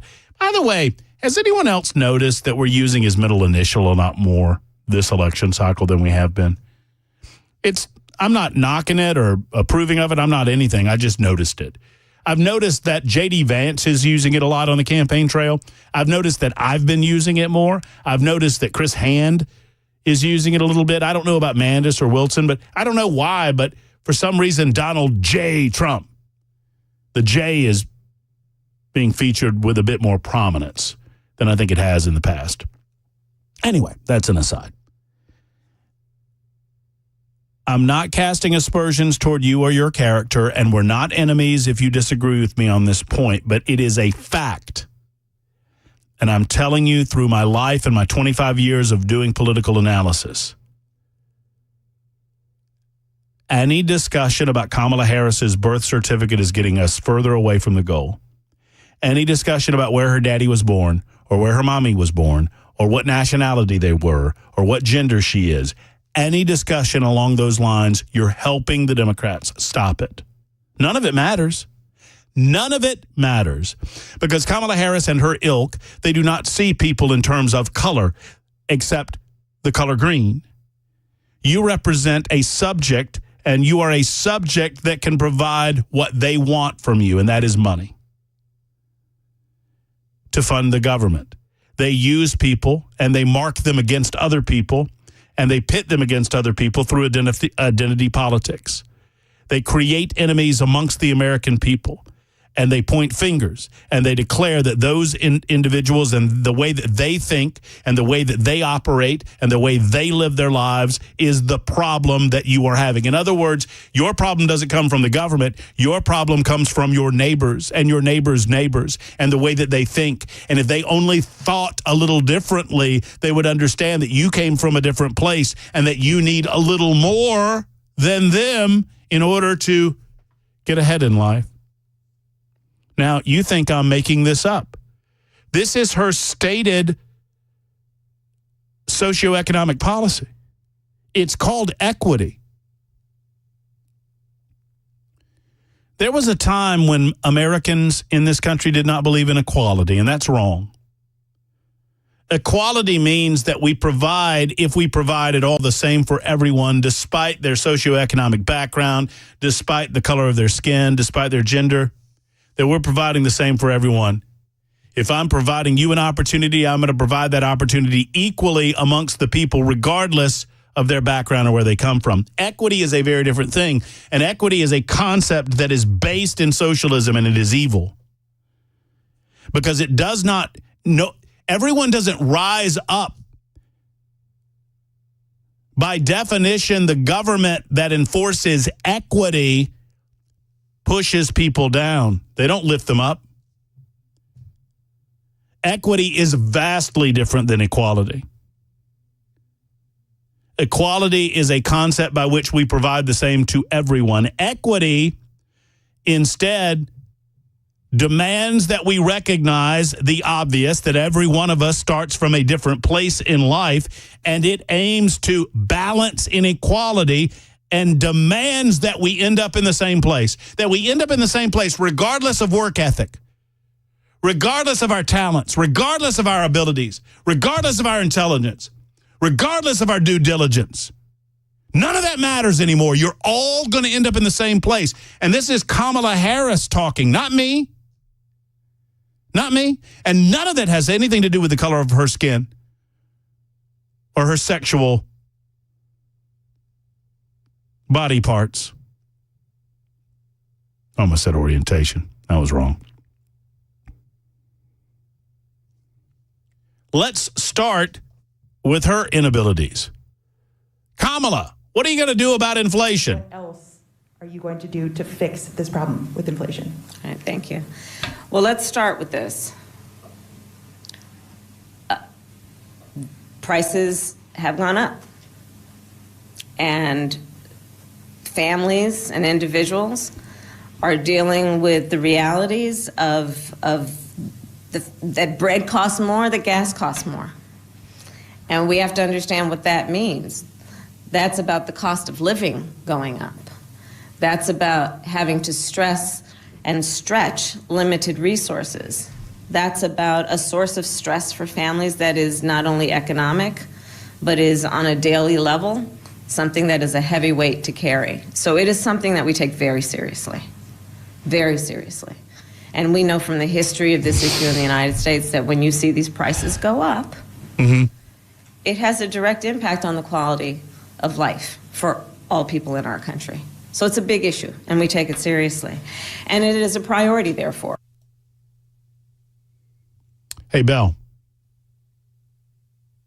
What the hell was that? I mean, that was just word salad. She didn't even answer the question. No.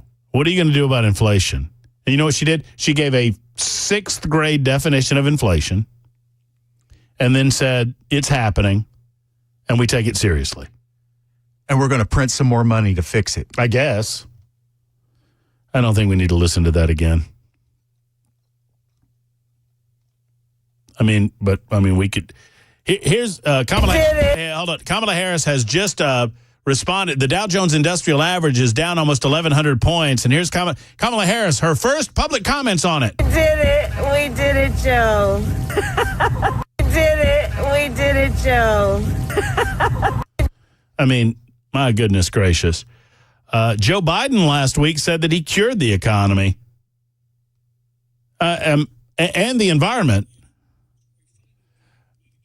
Well, no, they beat Medicare and they cured the economy. Listen to this. It's a little difficult to hear. There's a question being asked of Joe. He looks very sleepy. This is from the other day when they were welcoming the traded prisoners home. The reason I'm calling over you is I've been here so late. Mr. President, what do you want your legacy for Gen Z to do? Yeah, cure the economy When are you going to go? and the environment. The question asked was, what have you done? And he said, I cured the economy and the environment.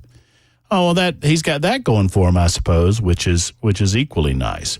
I have another clip. I'm going to get to some of your calls before I get to that. I have another clip where Kamala Harris announces after much consideration that equity is the way to go, not equality, but equity. She makes a point of that. And it is a point that we need to drive home over and over and over again. This is an evil concept because it destroys individualism. It destroys work ethic. It destroys due diligence. It destroys your abilities and your talents because none of them mean anything anymore. If the government is going to demand and insist that all of us end up in the same place, you understand how dangerous that is? Kenny's been here for a while. Hey, Kenny, how are you? Hello, Matt. How you doing? I'm great, Kenny. Thank you for holding. How are you? Go right ahead, sir.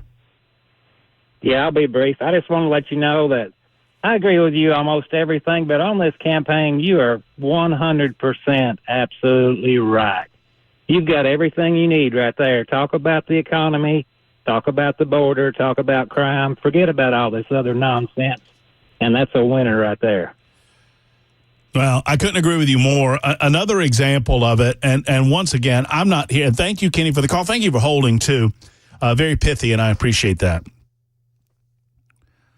I'm not making much of this because there's not much to be made of it.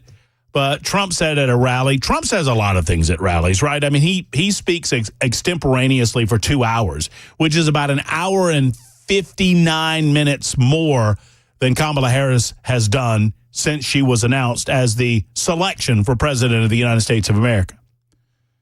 She remains candidate zero. No one has ever voted for this woman for president. No one. At the same time, Donald Trump says a lot of things that I'm thinking, well, I mean, this should not be an arena of focus. And he said that, Kamala Harris doesn't celebrate Christmas or wants to replace Christmas. I mean, none of that matters. I'm more concerned with her wanting to destroy the concepts of equality and replacing them with equity. DEI, diversity, equity, and inclusion. That equity is the most dangerous word in that, by far. And we need to talk more about it. It's 2:23 on Super Talk.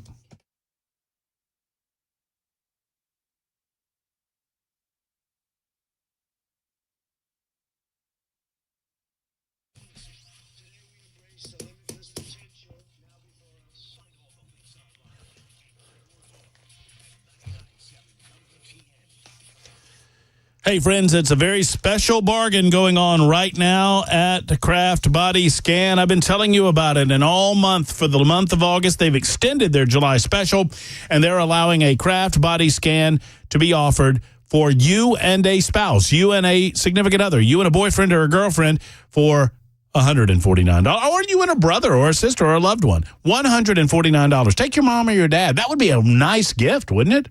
To take your mom or your dad. Are they getting up in years and you want to make sure that everything's going okay with their heart and their lungs? How about a heart and lung scan for you and your parent for just $149? You can do it.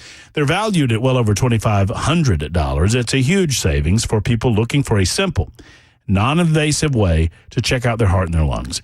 We've heard these stories about lives that are saved because you catch things early, and that's going to give you a much, much better outcome in the long run. Take a proactive step toward better health. I did it. I had an entire body scan for myself, and I feel so much better. I'm a little bit of a hypochondriac, and so that just eases my worried mind. 615-436-1000, 615-436-1000, or go to togetherwescan.com.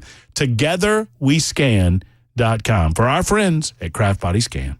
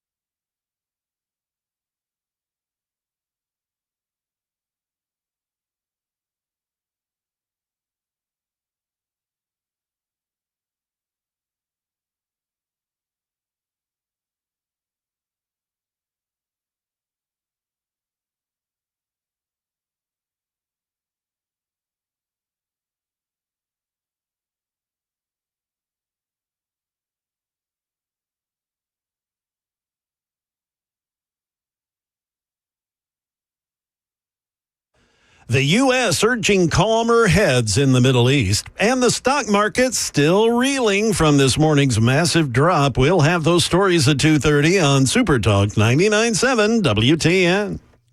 Thank you much, Mr. Jay Harper. We're just cruising through a Monday. Our first visit together during the month of August. For me, I think. Is that right? No, I guess I was here on the first day of August. That was Thursday. Is that right? Yeah, yes. I got the math right. Yeah, okay, very good. So our second visit on the in the month of August. Hey, I was cleaning out the house. I was doing some cleaning around the house. Look what I found. You want to see it on Talk TV? You ready? Yeah. What is it? Ready? Hold on. Look at that. That's vintage, baby. Is that a mask? Yeah, it's a Trump 2020 mask that somebody bought for me. Well, it's made in. You know what it's made? Guatemala. China. Oh, of course. China. Anyway, Trump 2020. Vintage. Anybody wants a freebie, just let me know. Be happy to give that off. I'll be never. Unless you want to pay, and then, we'll start the bidding at $500. Sure. My favorite version of any and all masks I had was, I had one that said obey in big bold letters on it. I had one that was basically just it hung over your face. It wasn't, and it said placebo on the front of it.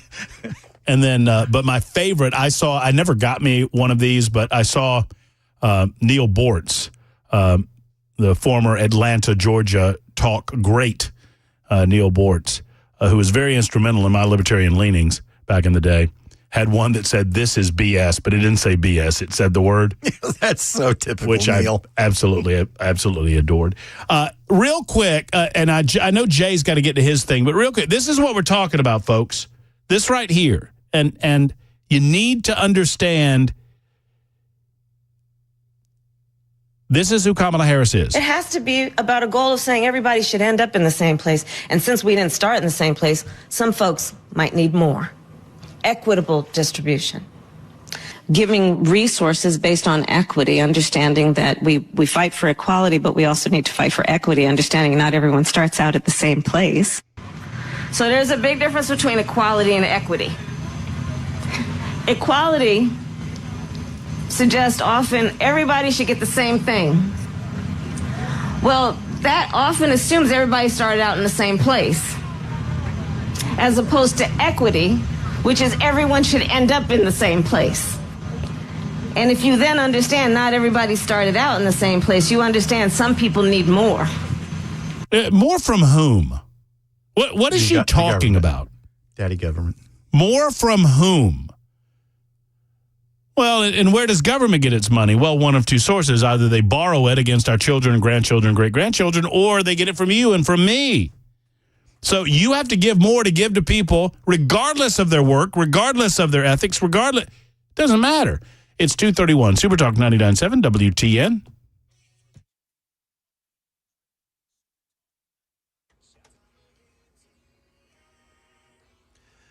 Yes, 31 minutes past 2 p.m. I'm Jay Harper with your top stories. We've got sun, 93 degrees, a complete forecast coming up.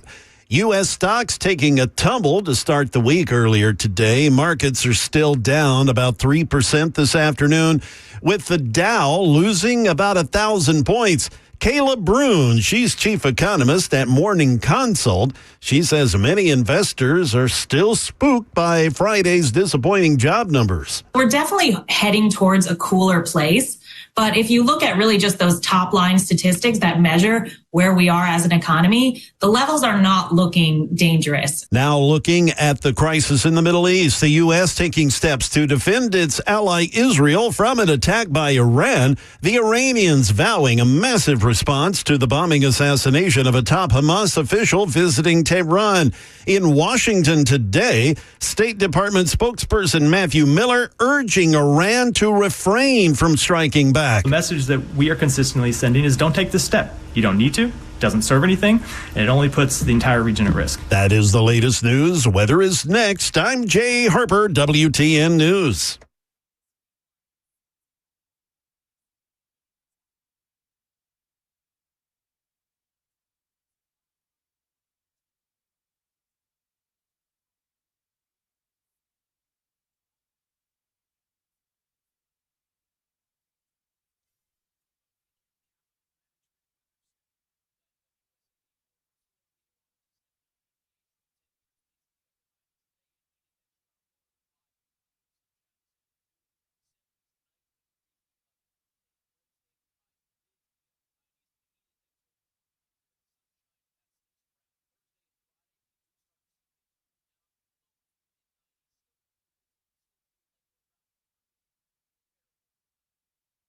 Hello, friends. It's Matt Murphy, and I want to tell you about a shop that I located years ago in Nashville, Tennessee, because when I first came to Middle Tennessee, I knew that I needed me a new gun store, and I found one, the Glock store. Have you been? Have you seen the Glock store with your own eyes? Have you seen the Shoot 270 rooms? Have you seen the incredible retail space and all of the accessories and the ammunition and the magazines and the clothing, and all of it's right there for you. Anything for the Second Amendment can be found at the Glock store. And obviously, if you call yourself the Glock store, then you're going to have more Glocks than anyone else around, and they do. Plus, not just Glocks, but performance parts. What are you talking about? Now, it's one thing to own a gun. It's another thing to understand how to use it. And if you are not trained up as you feel like you should be, it's time to get that with some of the incredible trainers over at the Shoot 270 rooms. And I say rooms because that's what they are. You get a trainer in a room, so you're better to replicate real life. You can't do that so much in a lane with so much else going on in those lanes. So go to shoot270.com or glockstore.com for more information, or better yet, stop by. They're on Airlane Drive, which is just off Elm Hill Pike, which is just off Bradley Parkway, minutes away from the airport, minutes away from the sound of my voice. Go by online at glockstore.com, shoot270.com. Tell them Matt Murphy sent you to the Glock store.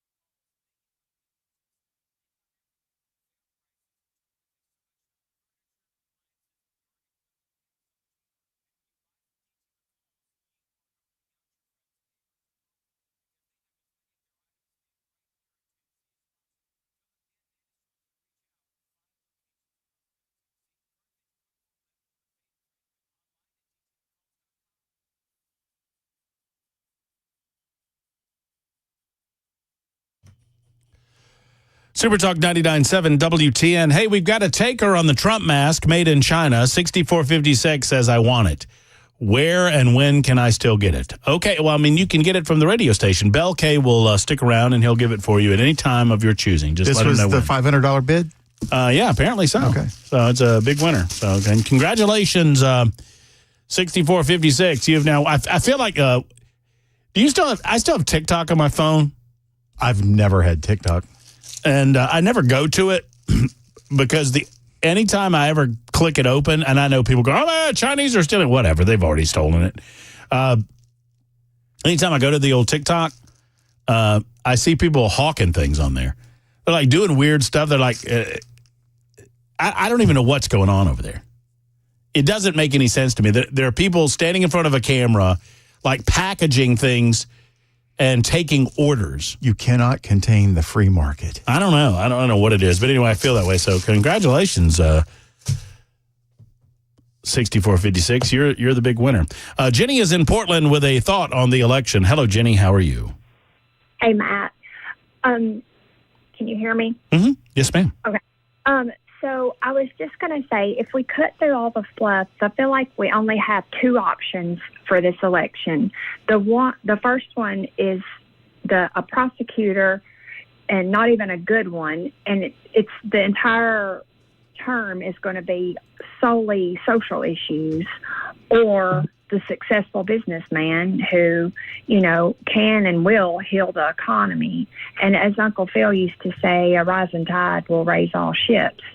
And I feel like that if we just keep cutting through all the fluff and focus on those two issues, it doesn't get any more simple than that.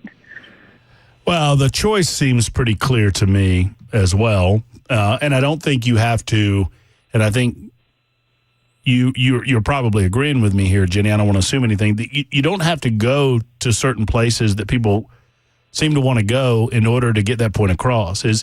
Is there a government that's going to be there to make your life better? And a lot of times that means the government gets out of the way. And, right. And, I understand we can't help the people that have decided they want to cut themselves a slice of the government pie as big as they can possibly get it. Those people are gone. They believe in the concept of socialism because they think that they'll be a winner in that concept. But I think most of the American people, and thank you for your call, most of the American people still believe in the concepts of the free market and capitalism and understand that government that intrudes upon those concepts too much, it leads to a government control of those systems. And if you intrude into the free market beyond a basic regulatory control, then it becomes naturally a socialist or communist system. And I don't think America wants that. I don't think America wants equity. Equality is a wonderful thing. Equality indicates that if you have the ability that you should have an opportunity to succeed and earn your way along with everyone else. Equality is a concept of opportunity. Equity is a determined outcome regardless of effort. And that's evil because that's denying the individual an opportunity to succeed on their own. David is in Smyrna. David, thank you for the call. Thank you for the patience. How are you? I'm good, sir. How are you? Wonderful. Well, two things. First of all, I agree with you that I would like to see pre-Kamala Trump, focused Trump. I'd like for him to get back to that because that message seems to have been resonating, whereas off-message identity politics, as you said, that's a game that we get sucked into that we can never win.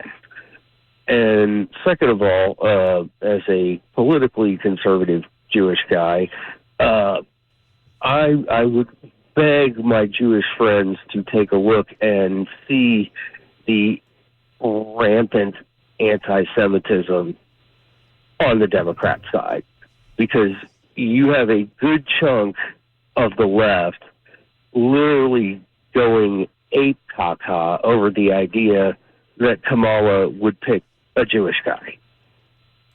And, you know, I have... Well, and I think she will too, David. And here's why. I noticed over the weekend, I was out of pocket for a few days, took a little one-day vacay. When I came back and I started catching up yesterday, I noticed the number of leftists or liberals on my social media feeds preparing the left for what was going to happen tomorrow. And I think it will be tomorrow when she announces Shapiro will be her running mate, because they're like, hey, whoever she gets, it's going to be great. It's going to be wonderful. They're going to conform to her policies. It was almost as if they were steadying the ship and making sure that everyone on the fringes understood that even if they don't like the candidate that she picks, it's going to be all right. Well, and furthermore, you know, and I can say this because, you know, I've got liberal, you know, relatives who are, you know, big Kool-Aid drinkers. They work in D.C. Just because you're Jewish does not mean that you give a damn about the state of Israel, and it sure as heck doesn't mean that you're willing to call out your own party for rabid anti-Semitism either. Because, you know, I know I've had more than a few acrimonious conversations with that side of my family, and I'm like, this is okay with you? You're okay with this, right? Oh, well, the right, I don't hear any of that crap from the right. You got to look to find it. And it's, you know, you really got to dig to find that on the right. I am, I'm not in vogue on the left. I'm not in necessarily a position to speak to it, David, because I admit that I've not delved into it and spoken to trusted friends to the point that I could offer an answer. But I've long wondered why the Jewish community has for so long been bought in to the Democrats. My dad was a Vietnam vet, and he was a Navy dentist, and he did not do what good Jewish boys do after dental school. He went and joined the Navy, and he went to Vietnam, and my dad was always politically conservative. And, you know, it's my aunt, his little sister, who is a raging liberal, and my dad could never figure it out. So if that helps you any, you know, it baffles me. It baffles me. It infuriates me. But I still don't, you know, if my dad, who I think was probably one of the smartest people I ever met, if my old man couldn't figure it out, I don't think anybody can. Well, I just don't understand how it continues. And thank you, David, for the call, and thank you for the conversation. I just don't understand how it continues in 2024. I understand how they bought in back in the 50s and 60s, perhaps. But similarly to the black community, what have Democrat policies done for you that would keep you going to the polls and believing that this is the way to go? What have they done for anyone? Even if you're voting someone else, some largesse from the government, has that succeeded for you? Is that working out for you? Once again, the world is burning down around us. Our nation's economy is suffering through a little bit of a dip in the short term. Obviously, a longer term dip we're going through, exacerbated by the Biden administration. Right now, we're looking at the Dow Jones Industrial Average down 1,100 points or thereabouts, and even more on the by percentage at the NASDAQ, and the S&P, or the S&P 500 is there too. I mean, these are things that are happening in the immediate. Right now, the world's on fire, and the possibility exists that we might be escalating into a boot-based conflict in the Middle East because of the ineptitude of the Biden administration. Any discussion that takes us away from that, whether it's about birth certificates or anything else, is a bad discussion to have, in my opinion. We ought to be talking about Kamala Harris's energy policy, or her lack thereof, or her belief that we need to stop all fracking. We ought to talk about the issue of equity versus equality, whereas equity is socialism. We need to talk about her belief that we need to eliminate ICE and start over, eliminate certain aspects of our police department, her belief that additional police in our neighborhoods do not effectively control those neighborhoods with regard to crime. We need to talk about we need to talk about abortion with Kamala Harris, because so many people are lying. Kamala Harris consistently lies about Donald Trump's position on abortion. Donald Trump obviously appointed Supreme Court justices that led to the correction of the era that was Roe v. Wade and brought us Dobbs v. Jackson. But Donald Trump, much to the chagrin of many conservatives in the Republican Party, has never favored a national abortion ban of any sort. He believes in leaving it up to the states and has said so on numerous occasions.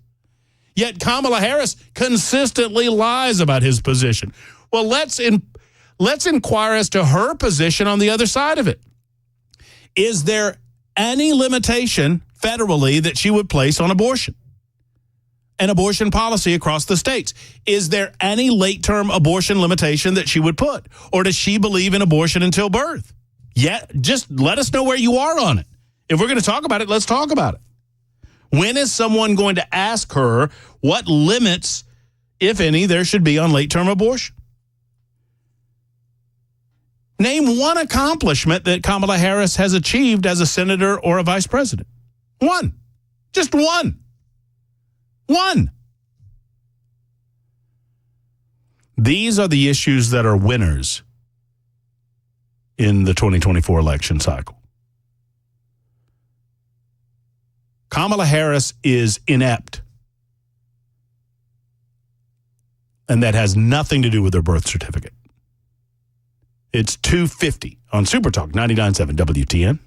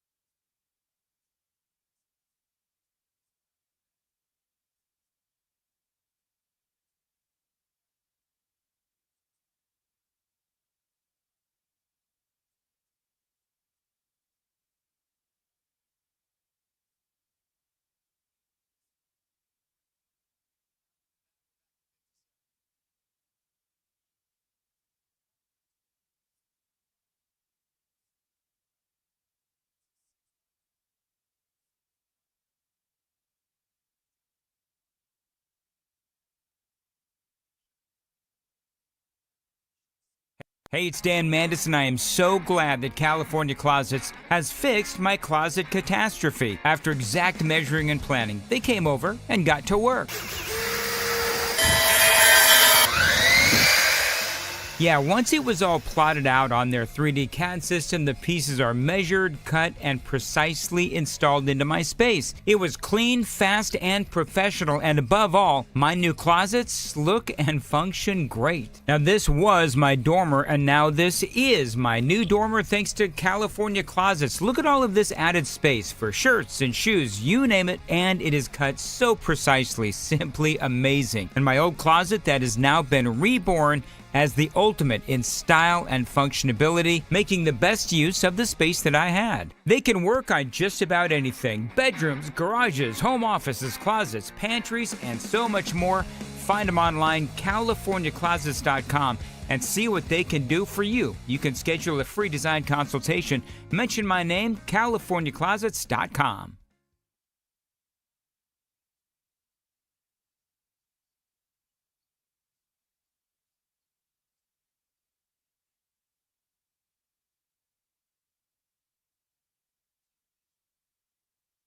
The guaranteed offer is the easiest way to sell your home. It's really simple. We bring you an all-cash offer. You close in as little as 21 days. No home inspections, no lock boxes, no open houses. Go to markspain.com to get a guaranteed offer and start packing.